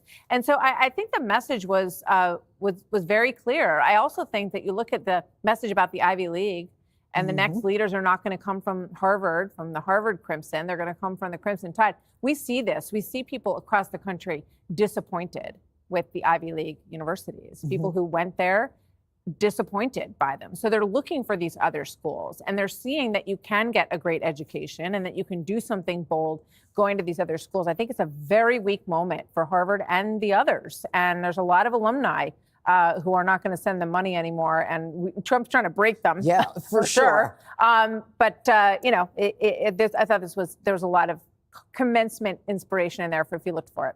The president's speech, Jesse, was very optimistic. It was very promising. He talked about these young graduates being the greatest generation of America.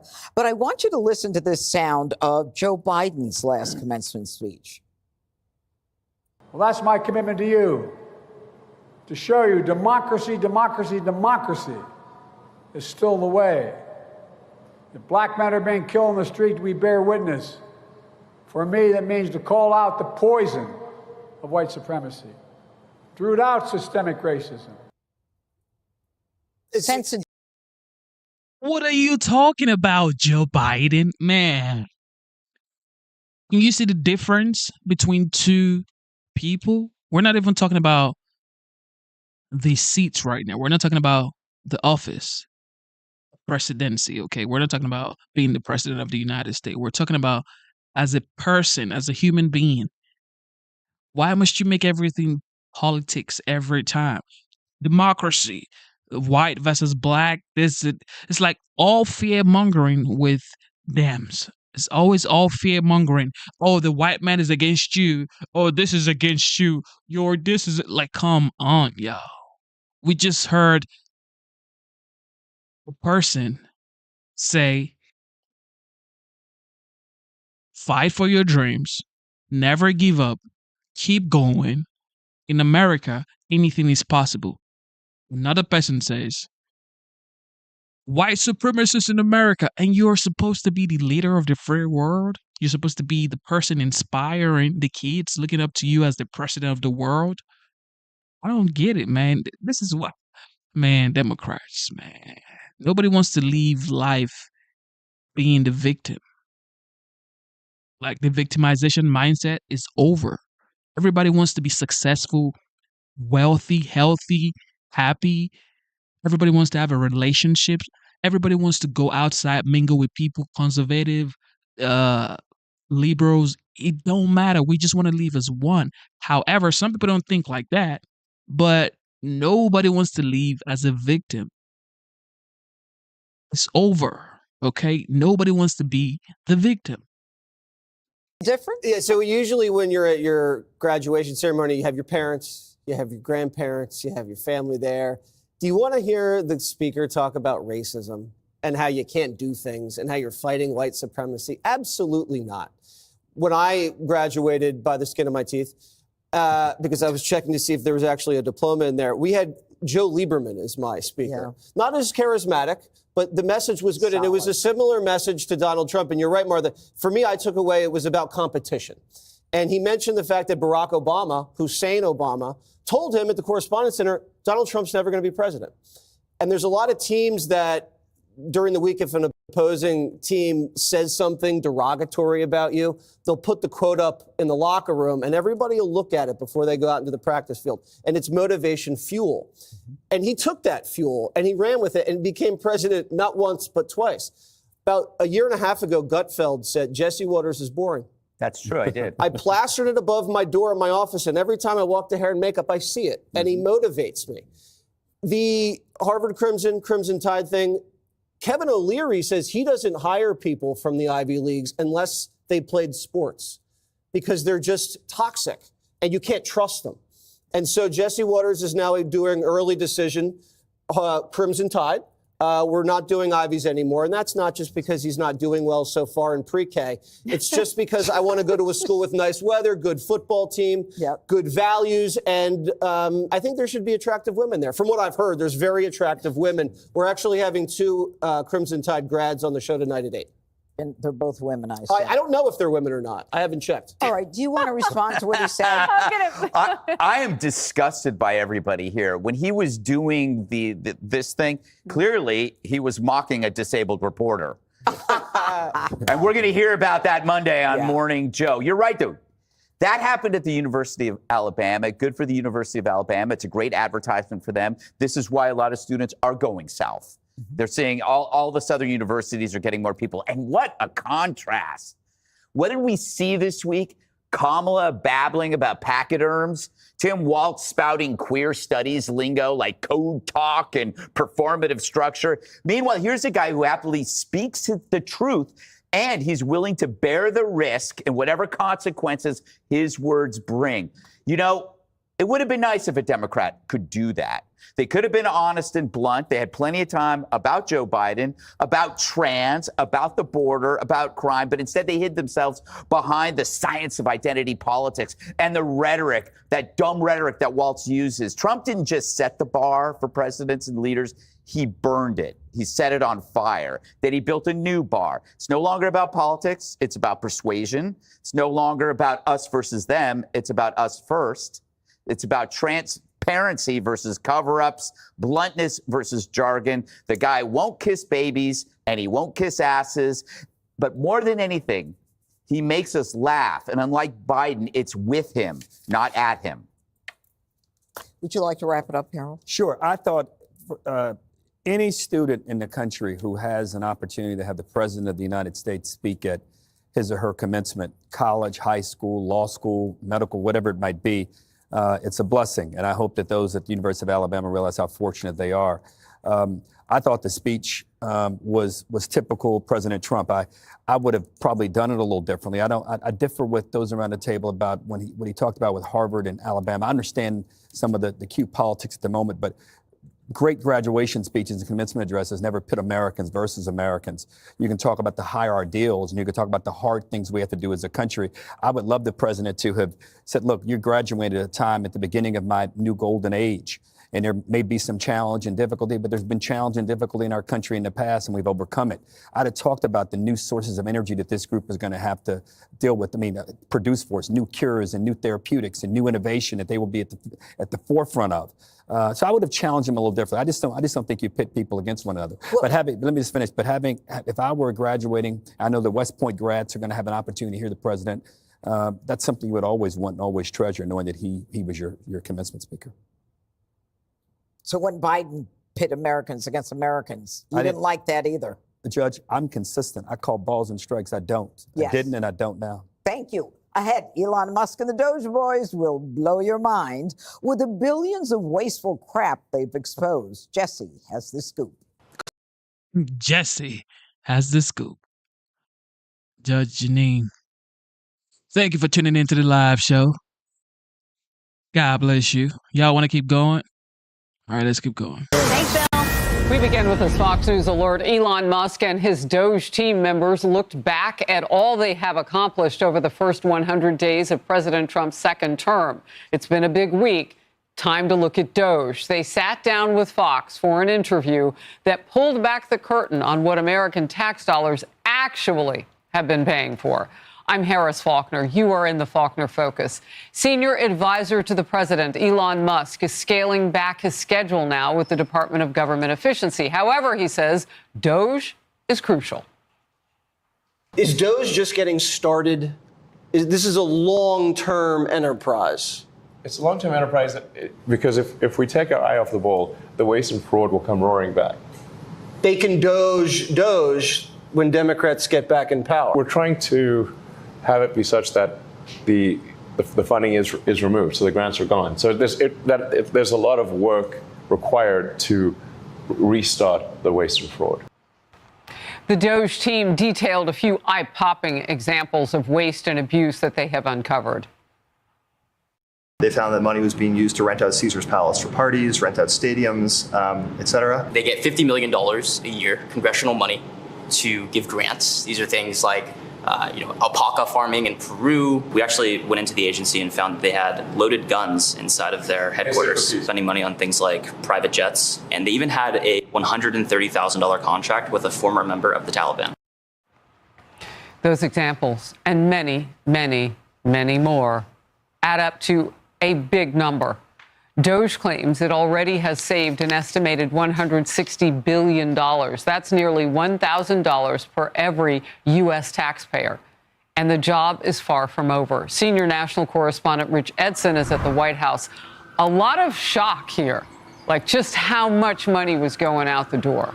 Rich. Yeah, and this is a time, Harris, where Elon Musk and the Department of Government Efficiency are touting and defending their work in the first 100 days of the Trump administration. The Department of Government Efficiency has cut a number of government employees, contracts, workers, even entire departments, and tens of billions of dollars of what staffers have called wasteful spending.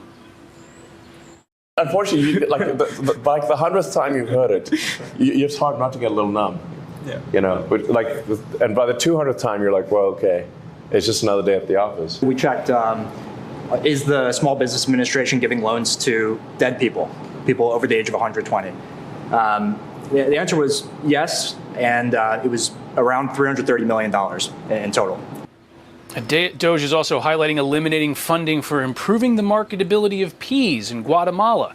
Musk says finding out where federal money ends up is a complicated task. Exactly. Contractor, subcontractor, it's like peeling an onion. And then maybe, and sometimes it's zero. Just flat, you get to the bottom of the onion, there's nothing there. Musk had originally targeted $2 trillion in savings. Now that he's established DOGE, he says he's going to spend more time at Tesla, where sales and company stock prices are down. His special government employee status is scheduled to end May 30th. Musk's opponents accuse DOGE of overinflating savings and cutting vital government services, medical research and aid. Democrats say government spending is actually up this year and that Musk has failed to deliver significant savings from a bloated Pentagon budget. We heard from Elon Musk that $20 to $30 billion just disappear in the Pentagon. We heard from Elon Musk that cost-plus contracting is a gravy train. We heard from Elon Musk that he was going to cut the defense budget. And what happened? We're adding $150 billion to the defense budget. The latest Fox News poll says 39% of registered voters approve of DOGE, 56% do not. Several federal judges have reversed some of these DOGE cuts as these cases are continuing to work their way through the federal court system. Harris? Rich, thank you. Mary Catherine Ham, Fox News contributor, is with me now to give me her first reaction to all of this. A lot of information. I mean, just the thought of Democrats one day coming and trying to flip the switch, as Jesse was talking about, is actually pretty frightening. Yeah, and first of all, I love that Elon and the guys that he's working with do these sit-downs. I think they should do more of them because part of this is an education program for the American taxpayer about just how bad things are inside the federal government. Every single part of every single budget is bloated. And I would note for the congressman who was saying defense is not cut, defense spending is actually in the Constitution, so that's a helpful point in its favor.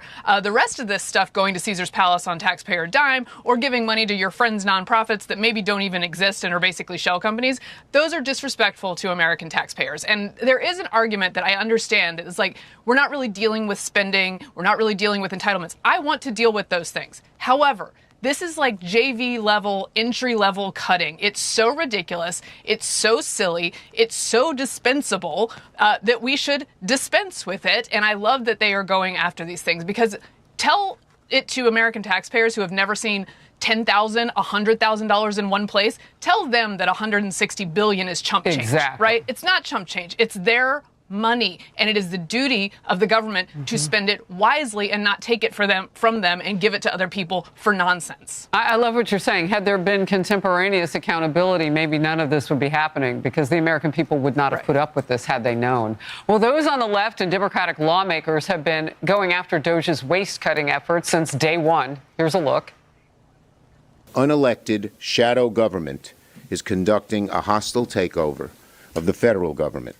This smash and grab by Elon Musk is going to stop. This is the most corrupt bargain we've ever seen in American history. Fox's own Jason Chaffetz, former Utah congressman, with his recent op-ed, Democrats have made a fatal error opposing DOGE. He argues they appear to be for the fraud and waste, and without a viable, reasonable, common sense alternative, their attacks fall on deaf ears and leave most to wonder, what do Democrats really stand for? Well, I think everybody's wondering that now. Mary Catherine? Yeah, well, let me get this straight. It's a hostile takeover by the duly elected president who put a special government employee, of which Biden had plenty, in charge of the United States Digital Service, which they renamed DOGE, but was an Obama-era creation to get, wait for it, smart technologists to come in from the private sector to add efficiency and knowledge to government, which is what they're doing. So they make up this idea that this is illegitimate in some way, but they've done that the entire time, the entire Trump era, right? It's not illegitimate. It's put in under this very specific system, and they are doing things that honor the taxpayers' dollars instead of disregarding them. And by the way, when you want to talk about like whether there is fraud going on, let's talk about just a tiny part of COVID spending. The biggest COVID fraud in the United States happened in Minnesota under Tim Walz's leadership. It was $250 million stolen from a children's food program. Okay, this stuff happens all the time, and it should be punished, and people should be held accountable for it. Well, there are eyes on it now. It kind of makes you wonder, Mary Catherine, how Democrats are picking what they'll get behind. This is another example of that.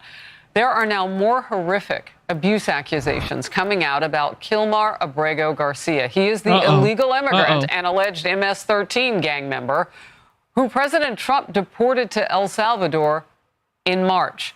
Despite this, some Democrats are still standing behind him. Democratic Senator Chris Van Hollen, who visited Garcia in prison. Remember that? That was like a big photo op. Well, now he says this.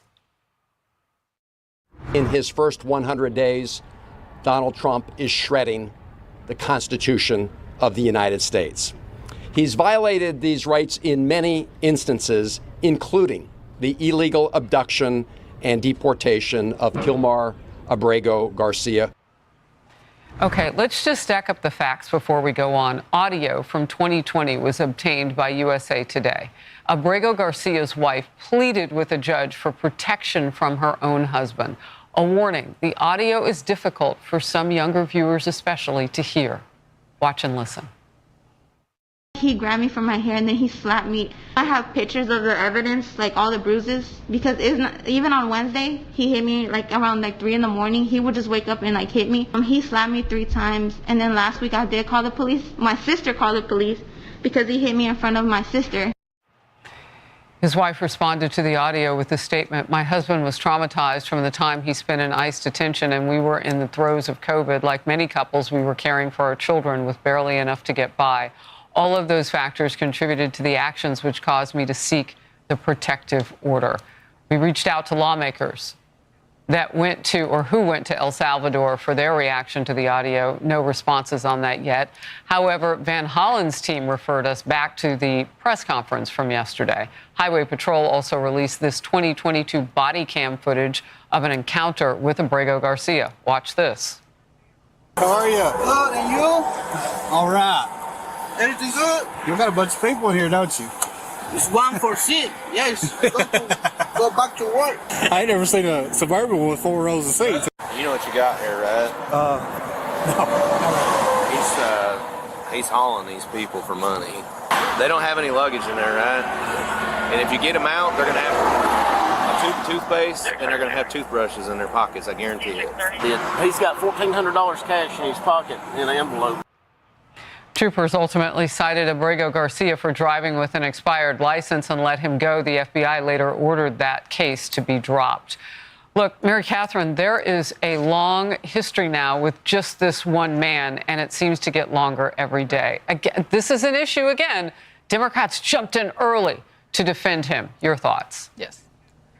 Well, yes, when you look at this, the question becomes, for whom do Democrats wish to stand? And for whom do they put all their energy into standing and fighting, right? And the answer is Brego Garcia became the poster child for them. And it probably was a strategic error. Here, I will say this. The administration says it messed up by sending him to El Salvador versus another country. They should rectify that mistake and deport him elsewhere because he is eminently deportable, as illustrated by the fact that it is not in dispute that he was here illegally for 11 years and that he has all these things on his record, including being adjudicated by an immigration judge at one point as MS-13. Like, American voters look at these guys and they go, there's Americans captive all over the world who you're not saying anything about, including Edan Alexander, who's still in Gaza. They say nothing about these folks. They send the message that they care more about illegal immigrants and the process due to them than they do to Americans in the system and the process due to them. By the way, the victims sitting in the Wisconsin court when the Milwaukee judge decided to escort their alleged attacker out of the courtroom, fighting for him, not for the Americans who had been victimized by him. This is the message that they continue to send. Not that they're standing up for process, but that they're standing up for these folks. Look, Brego Garcia went to El Salvador per our country. He was on a final deportation order. They sent him to his home country. Right. And I don't know if you'll remember this, but he fought going there because he said a rival gang would come after him. Yet Dems are still trying to chase the narrative that he was never even considered to be in a gang. I mean, it doesn't make any sense. They'll have to deport him here, then deport him away to a different country. But he doesn't belong in the United States either way. I agree. Dems, liberals.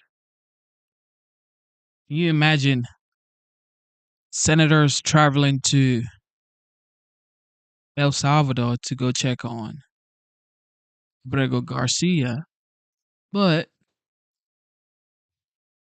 we have Americans here going through a lot, and nobody's like traveling to their city, their state to actually go check on them. But they're going to El Salvador to check on somebody else. I see. All right, here we go.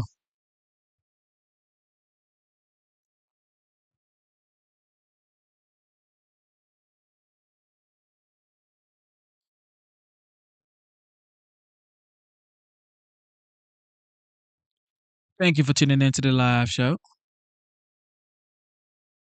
God bless you. It is Sunday morning, 5:58 a.m. We're having a good time. 8 minutes Relax. of Trump. It's 100 days of action. That's the focus of tonight's angle. All right, as you saw tonight, Donald Trump's been playing offense to make America great again since he first came down that golden escalator. And tonight, 100 days in, he's still fighting. We're here tonight in the heartland of our nation to celebrate the most successful first 100 days of any administration in the history of our country, and that's according to many, many people. This is the best, they say, 100-day start of any president in history, and everyone is saying it. We've just gotten started. You haven't even seen anything yet. It's all just kicking in. We're ending the inflation nightmare, the worst that we've had probably in the history of our country, getting woke lunacy and transgender insanity the hell out of our government. We're stopping the indoctrination of our children, slashing billions and billions of dollars of waste, fraud, and abuse. And above all, we're saving the American dream. We're making America great again, and it's happening fast, too. What the world has witnessed in the past 14 weeks is a revolution of common sense. Oh, I love that. A fired up crowd in Michigan, and what Trump billed as something that shouldn't be a revolution, but it is in today's Washington, a revolution of common sense. You finally have a president who is defending our borders and our nation.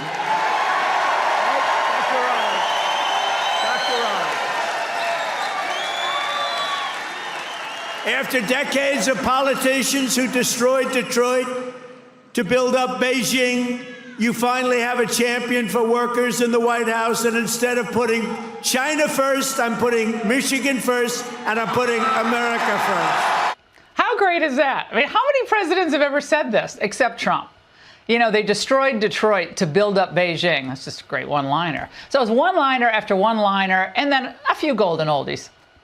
After a lifetime of unelected bureaucrats stealing your paychecks, attacking your values, and trampling your freedoms, we are stopping their gravy train, ending their power trip, and telling thousands of corrupt, incompetent, and unnecessary deep state bureaucrats, you're fired. Get the hell out of here. You're fired. Get out of here. He's never going to get tired of saying that, even if the courts try to prevent him.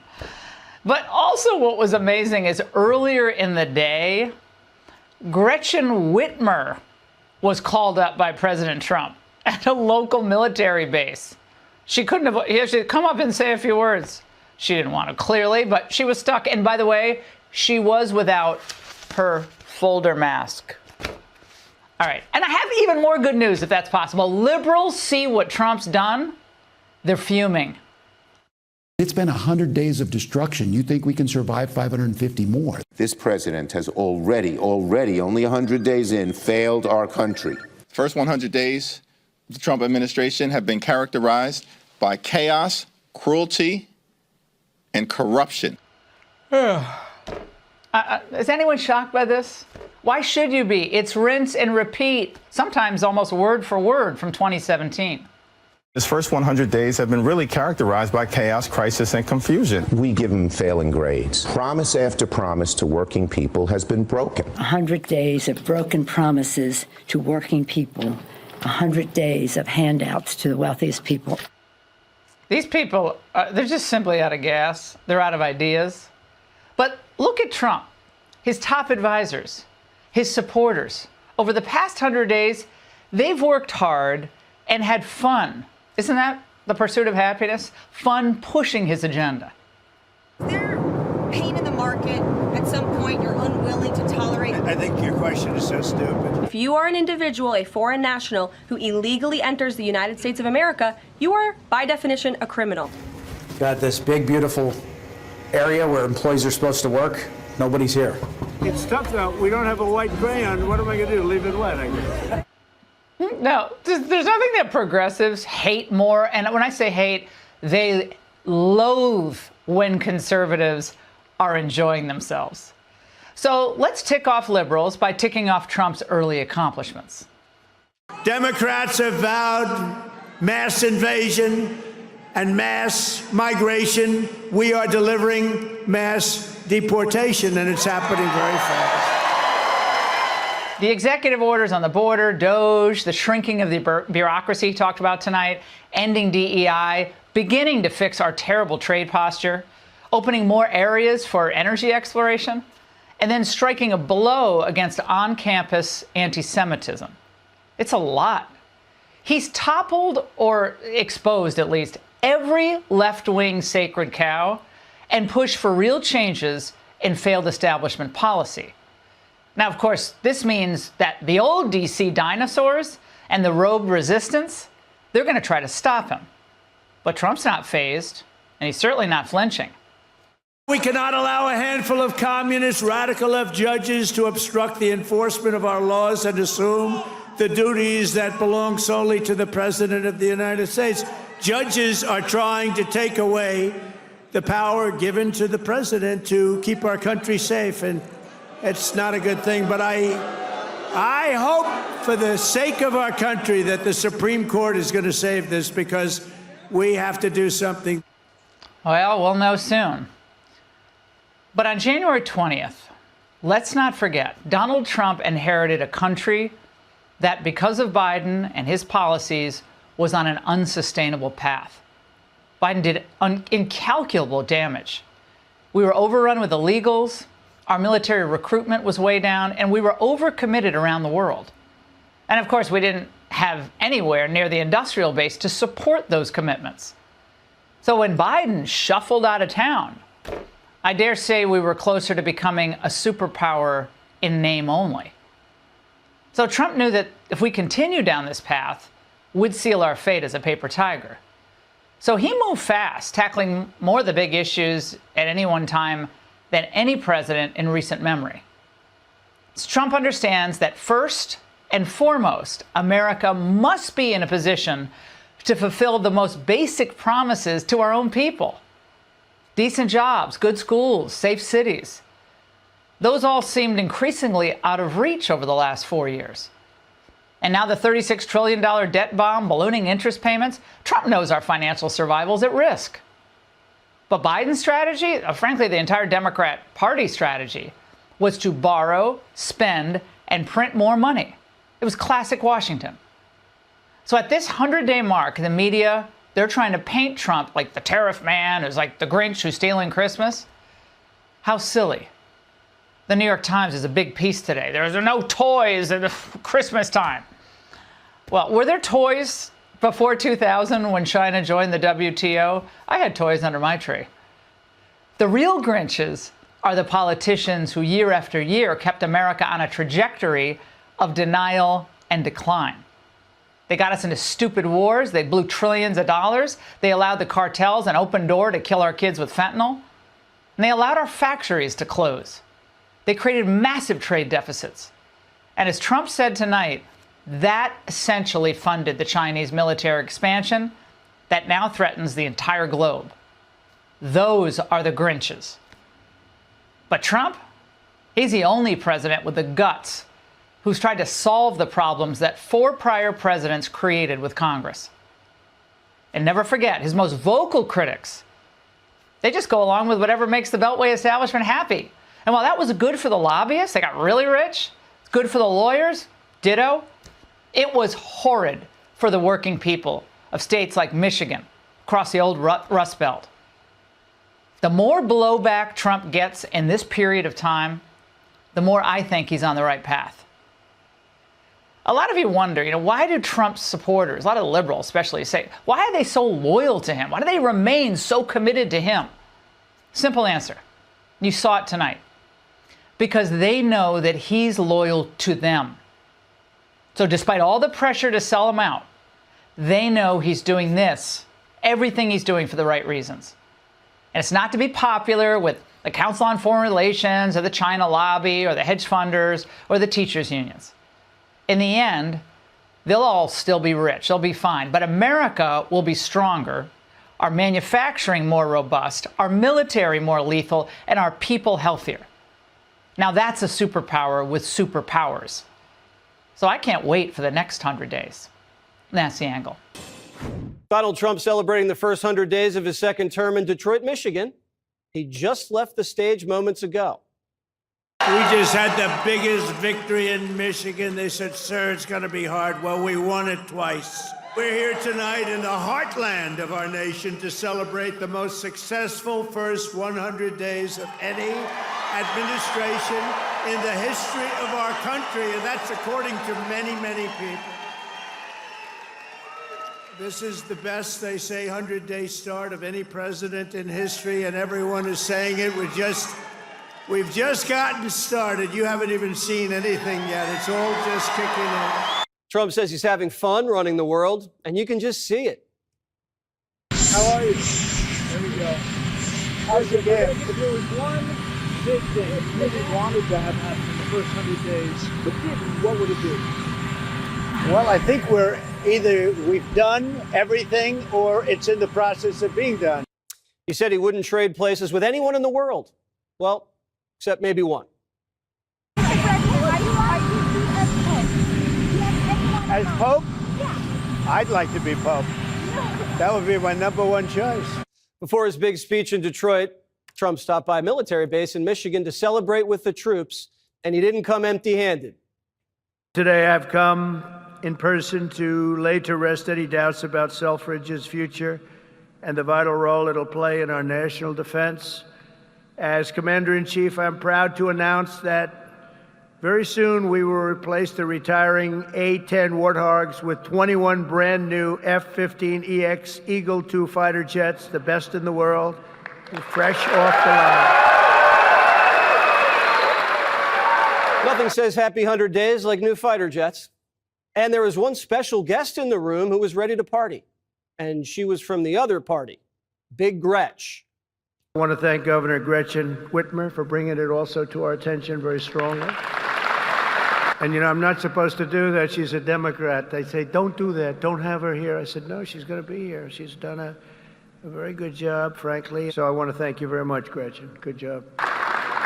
Well, I hadn't planned to speak, but on behalf of all the military men and women who serve our country and serve so honorably on behalf of the state of Michigan, I am really damn happy we're here to celebrate this recapitalization at Selfridge. Thank you. I am so grateful that this announcement was made today, and I appreciate all the work. Thank you. Good for Gretch. She didn't hide her face behind the folder like last time. Trump 2.0 is different. Bill Maher's breaking bread. Morning Joe did a pilgrimage. Saquon's golfing. And Big Gretch cured her TDS. Even the Washington Post gives him credit. Quote, since FDR's earth-shaking first 100 days in office, no president has matched the sheer drama and disruption of this 15-week sprint, at least until now.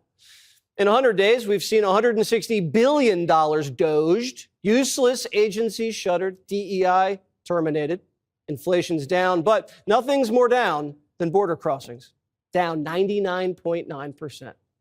Which is your favorite? Out of the last 100 days, what is the number one thing that you think President Trump and his team have done? Secured that border. Our border. The border. Immigration law, baby. After complaining about the bad hombre mugshots on the White House lawn, MSNBC is being forced into the field to talk to people, and the people say Trump's killing it. I am totally excited. Everybody I know is excited. My biggest issue is at the border, and he's killing it. Well, absolutely, everybody that's here illegally should go. I'm not one of these that, oh, the poor person. No, they need to go. There's so much action on illegal immigration, Democrats can't deny it. Here's Stephen A. The fact that Trump rolled up in there and cleaned this stuff up, prioritizing border control, definitely is going to be perceived as a plus, whether Democrats and others like it or not. Border Patrol has been outstanding. The economy, the nation's other top priority, still unfinished business. On the plus side, American industry is making a comeback. We're taking back our country from a sick political class that got rich selling America out and bleeding America dry. After decades of politicians who destroyed Detroit to build up Beijing, you finally have a champion for workers in the White House, and instead of putting China first, I'm putting Michigan first, and I'm putting America first. Manufacturing jobs are back, and $5 trillion private money is being invested in American steel, energy, tech, pharma, autos, and AI. But the market took a little bit of a hit on the trade war. The president said we had to take our medicine and wait for the tax and regulation cuts to get on track this summer. Hopefully that'll steady the ship. The president's confident that it will. The media are panicking. It's officially been 100 days of Donald Trump. I'm so tired. It's aging this nation in Tom Hanks' Castaway years. Tonight we're kicking off a week-long coverage of Donald Trump's first 100. Let's call them days.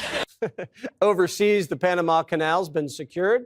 The Houthi rebels are under fire, and Greenland's on the menu. The Ukraine war is still raging, and Trump's growing a little frustrated with Putin. So the next 100 days are all about deals. I think what we've really done here is deals. We've worked on deals. There's a peace deal, there's a trade deal, there's a tax deal, and the first 100 days has set the table, and I think the next 100 days we're going to see the fruition of all those. Insiders say Trump's in his disruption phase right now. Former House Speaker Newt Gingrich says, I believe he has from now to about January 1st to be very disruptive. After that, Trump needs to be stabilizing, pulling together, and explaining. Voters say it's not that scary compared to the last 4 years. Are you prepared to pay higher prices for goods? I've been paying higher prices, sweetie, in the last. When Biden got in office, my groceries have doubled, my gas has doubled. No, I'm already used to it. No one said it would be easy. Trump's taking on issues that his predecessors never tackled and let fester. Trade, border, war. Trump's not running for re-election, we think. So this isn't about politics. It's about putting America in a strong position to thrive in the 21st century. You said, quote, hang tough. Yeah. It won't be easy. You said that to the American people. Is that what Americans should expect, some hard times? I've said that during my campaign. Look, we won a campaign by a lot. We won all 7 swing states. We won the popular vote by a lot. I said, you're going to have a transition period. We've been ripped off by every country all over the world. They're laughing at us. They thought we were stupid people, and we were. And I said, that's not going to happen. We're not going to let that happen. Hard times are ahead? I don't think so. I think great times are ahead. Look, since I came in, gasoline is down, groceries are down, egg prices are down. The American people voted for complete upheaval in Washington. And if anything, Trump delivered that. Sometimes you have to demolish a building before rebuilding it into a skyscraper. How fast and how effective Trump can rebuild what he's demolished will determine his legacy. But Democrats, if they take back power in 2 years, they won't let him. They just filed articles of impeachment. Some guy that I'd never heard of. John James, is he a congressman, this guy? He said,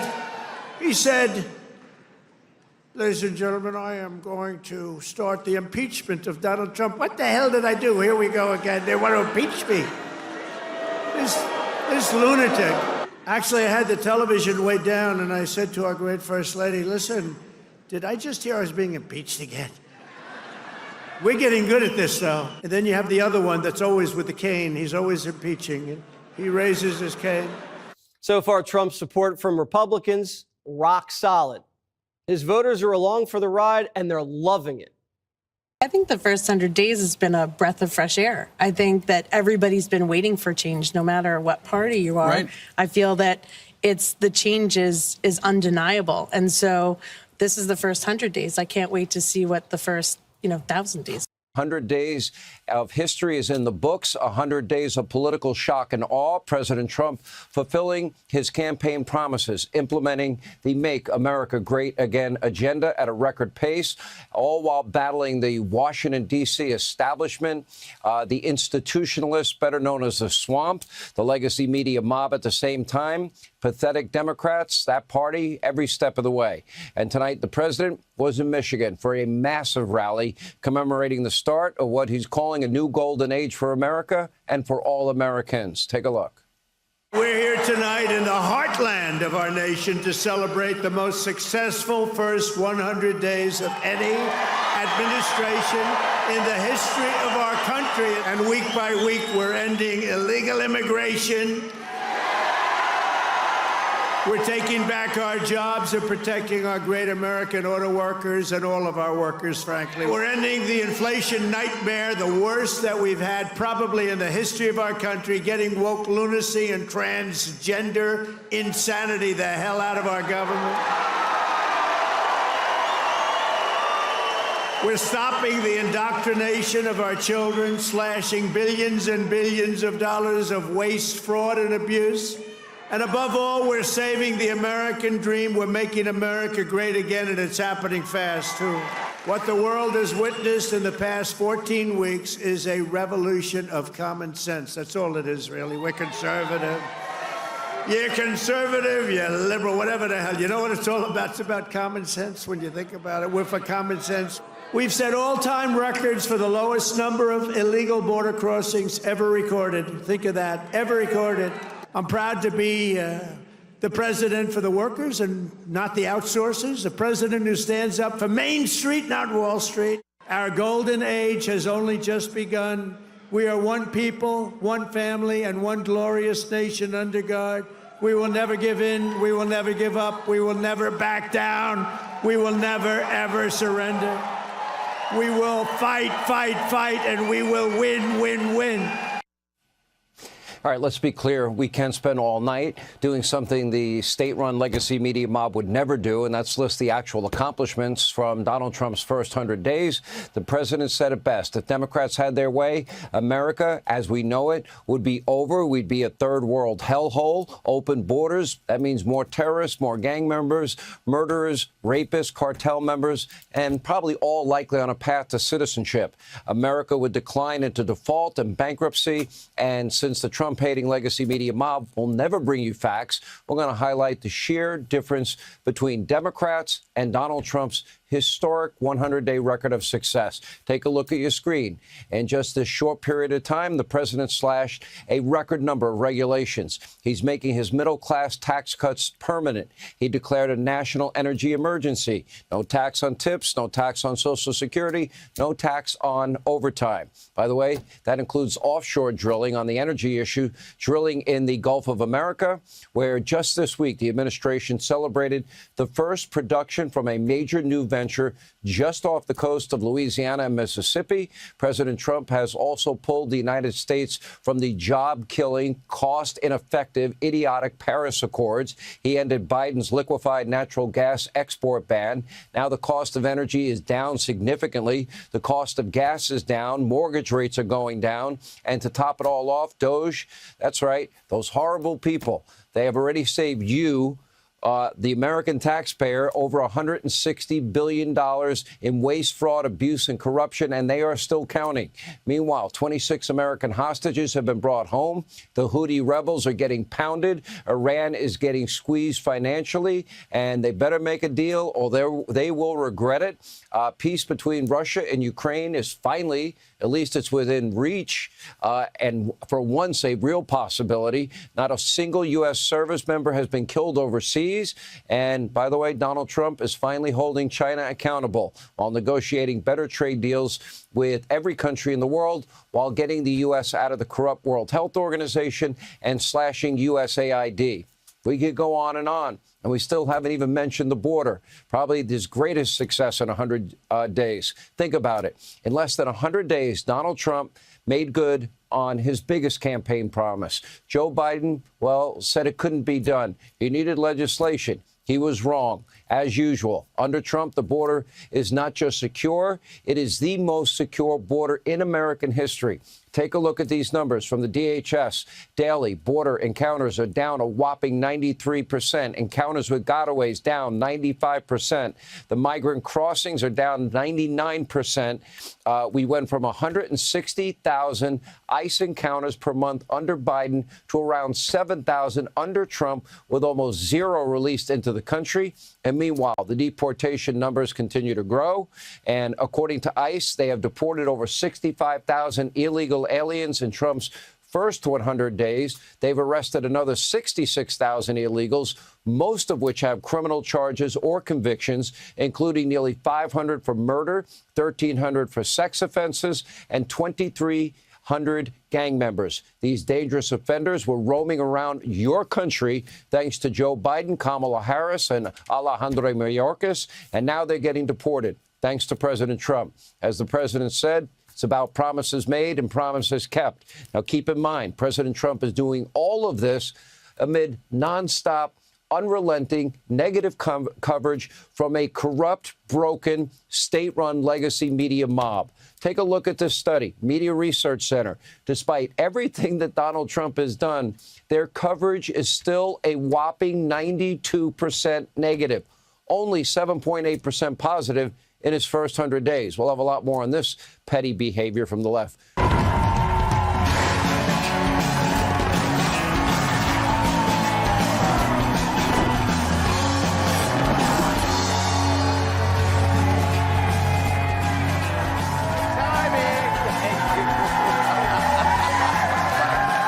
Thank you. Thank you. Thank you. That means some of you will live. Happy Tuesday, everyone. So Kamala Harris is speaking in San Francisco tomorrow, and she's charging $25 for anyone who wants to live stream it. And if you don't have $25, she'll also accept alternate forms of payment.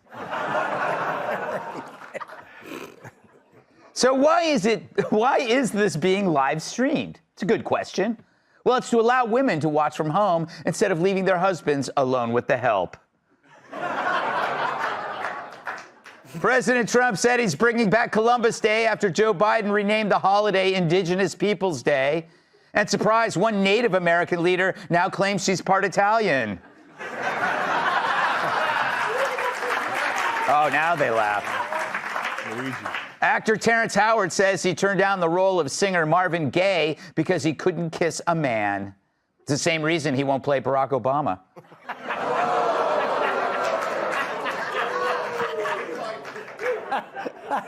Meanwhile, former First Lady Michelle Obama says Trump's deportation policy keeps her up at night.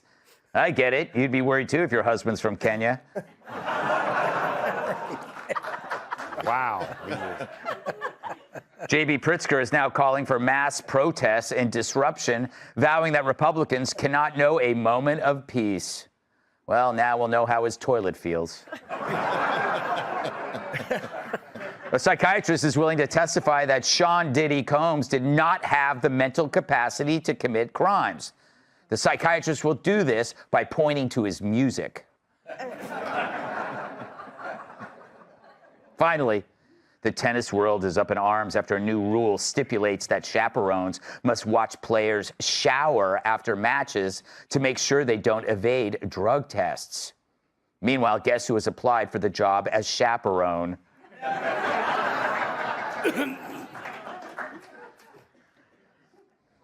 So today marks Donald Trump's first 100 days in office. Fair enough. But in reality, 100 is an arbitrary number, kind of like the age of consent for Hunter Biden or Kamala's blood alcohol content.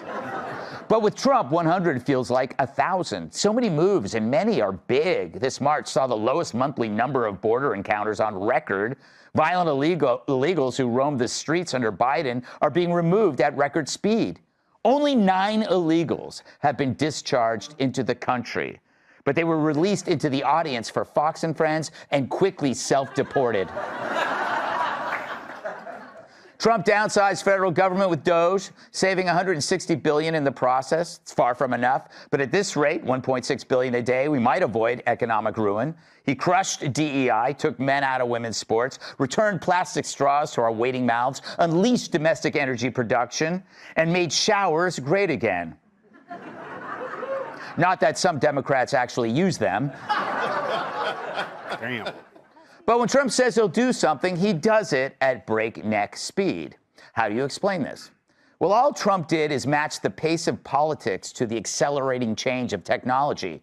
And Trump 2.0 is changing the speed of politics. So much so, it's like replacing a carrier pigeon with a 5G iPhone. Or replacing Jesse Waters with someone who had their GED.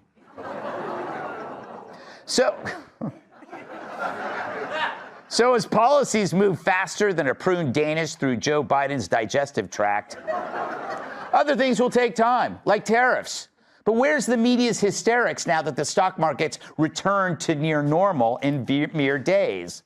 I get it, because while Trump's rolling, Dems are polling at record lows, coming in just above poison ivy and just below anal fissures.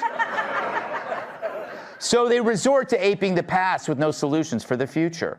On Sunday, Dem leaders sat on the Capitol steps spewing verbal diarrhea for 12 hours.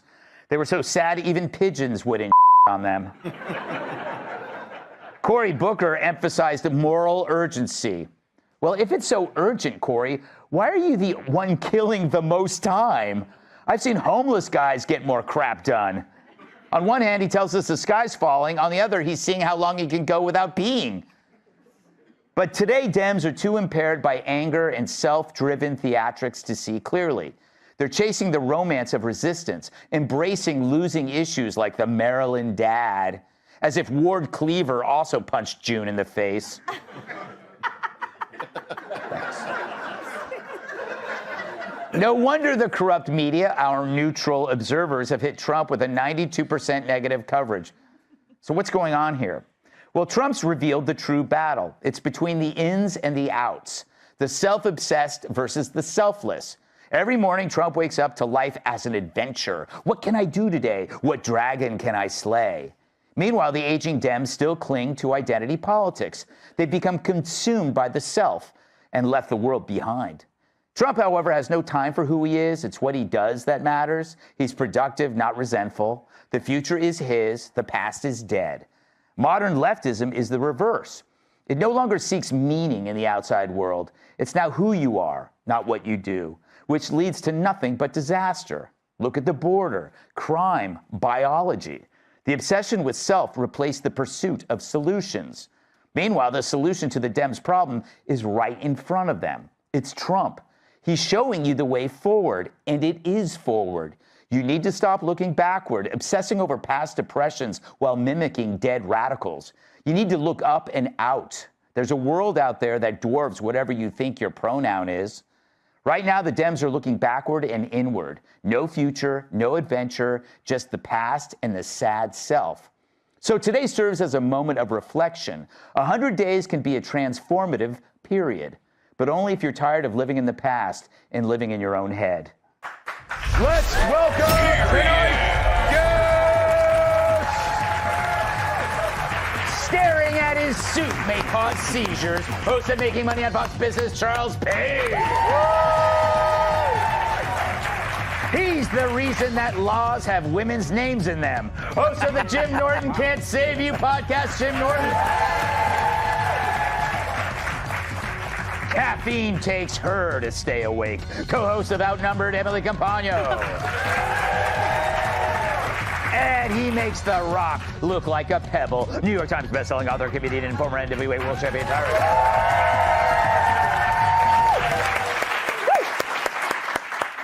Charles, you put the pain in pain with that window pane suit. Well, thank you. I'd like to scrub you clean right now. How would you grade? I hate this whole concept of the 100 days. It just feels like a media creation, but we have to talk about it. What's your grade? How's the economy? The economy is great. Yeah. Here's the most amazing thing. This is the most. There's never been a fear campaign to this degree ever. Mm-hmm. Ever. The stats blow me away. There have been more negative stories about Trump than COVID. Yeah. I'm serious. I believe you. The media has scared the hell out of people. Mm-hmm. Just a couple hours ago, Visa reported earnings and said consumers are doing great. They're not the only company that said that. On Wall Street, there's a thing called soft data and hard data. The soft data is all the surveys when you scare the hell out of people. And it's so funny, like, tariffs are going to destroy you. What are you worried about right now? Tariffs? Oh, wow. I mean, they feign like, oh, look at the public. No, it is really absolutely amazing. I was shocked when you said 8% have positive stories. Like, who are these people? Because they're probably going to be fired. There's nothing he can do that will get positive coverage. But I'm telling you right now, I think they're setting themselves up for a big trap. Yeah. The stock market, all the things that they feign to care about these days, because before the stock market never mattered. It was just for rich folks. Yeah. Now it's like, oh, it's hurting. I've had friends who called me up. I know they're not in no damn stock market. Stop bull. Me. Like, hey, Charlie, what's your boy doing with the market? I said, why do you care? I'm down. Get the out. I know you 30 years. Yeah. You never asked me about the market once. Get the out of here. Get out of here. Jim, I fulfilled your dream. I sandwiched you between two large black men. What you do with that dream is entirely up to you. I'm going to say wake up. And then I'm going to say run. Yeah. Well, this could just as easily be your dream, Charles, between me and Greg.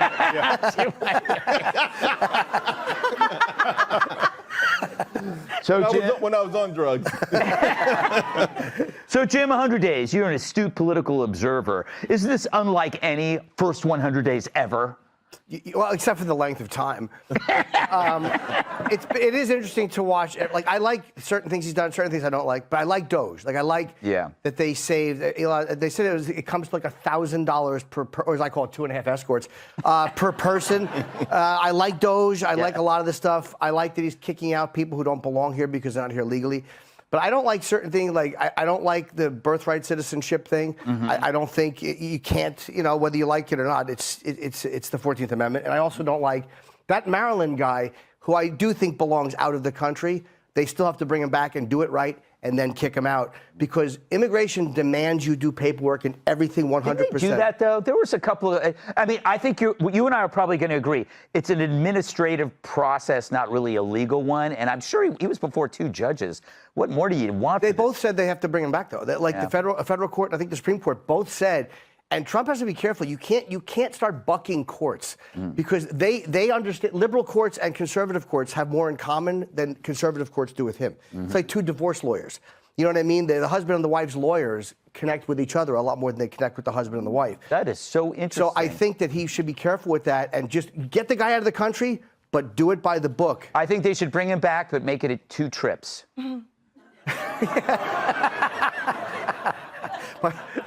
I don't know what that means. By the way, he doesn't want to play Barack Obama joke. I'm going to laugh about that for 2 weeks. God, that was a good joke. Thank you. Emily, do you think it helps? Well, here's a question. Have the Democrats done anything in 100 days? I can't think of anything other than whine and sing horribly.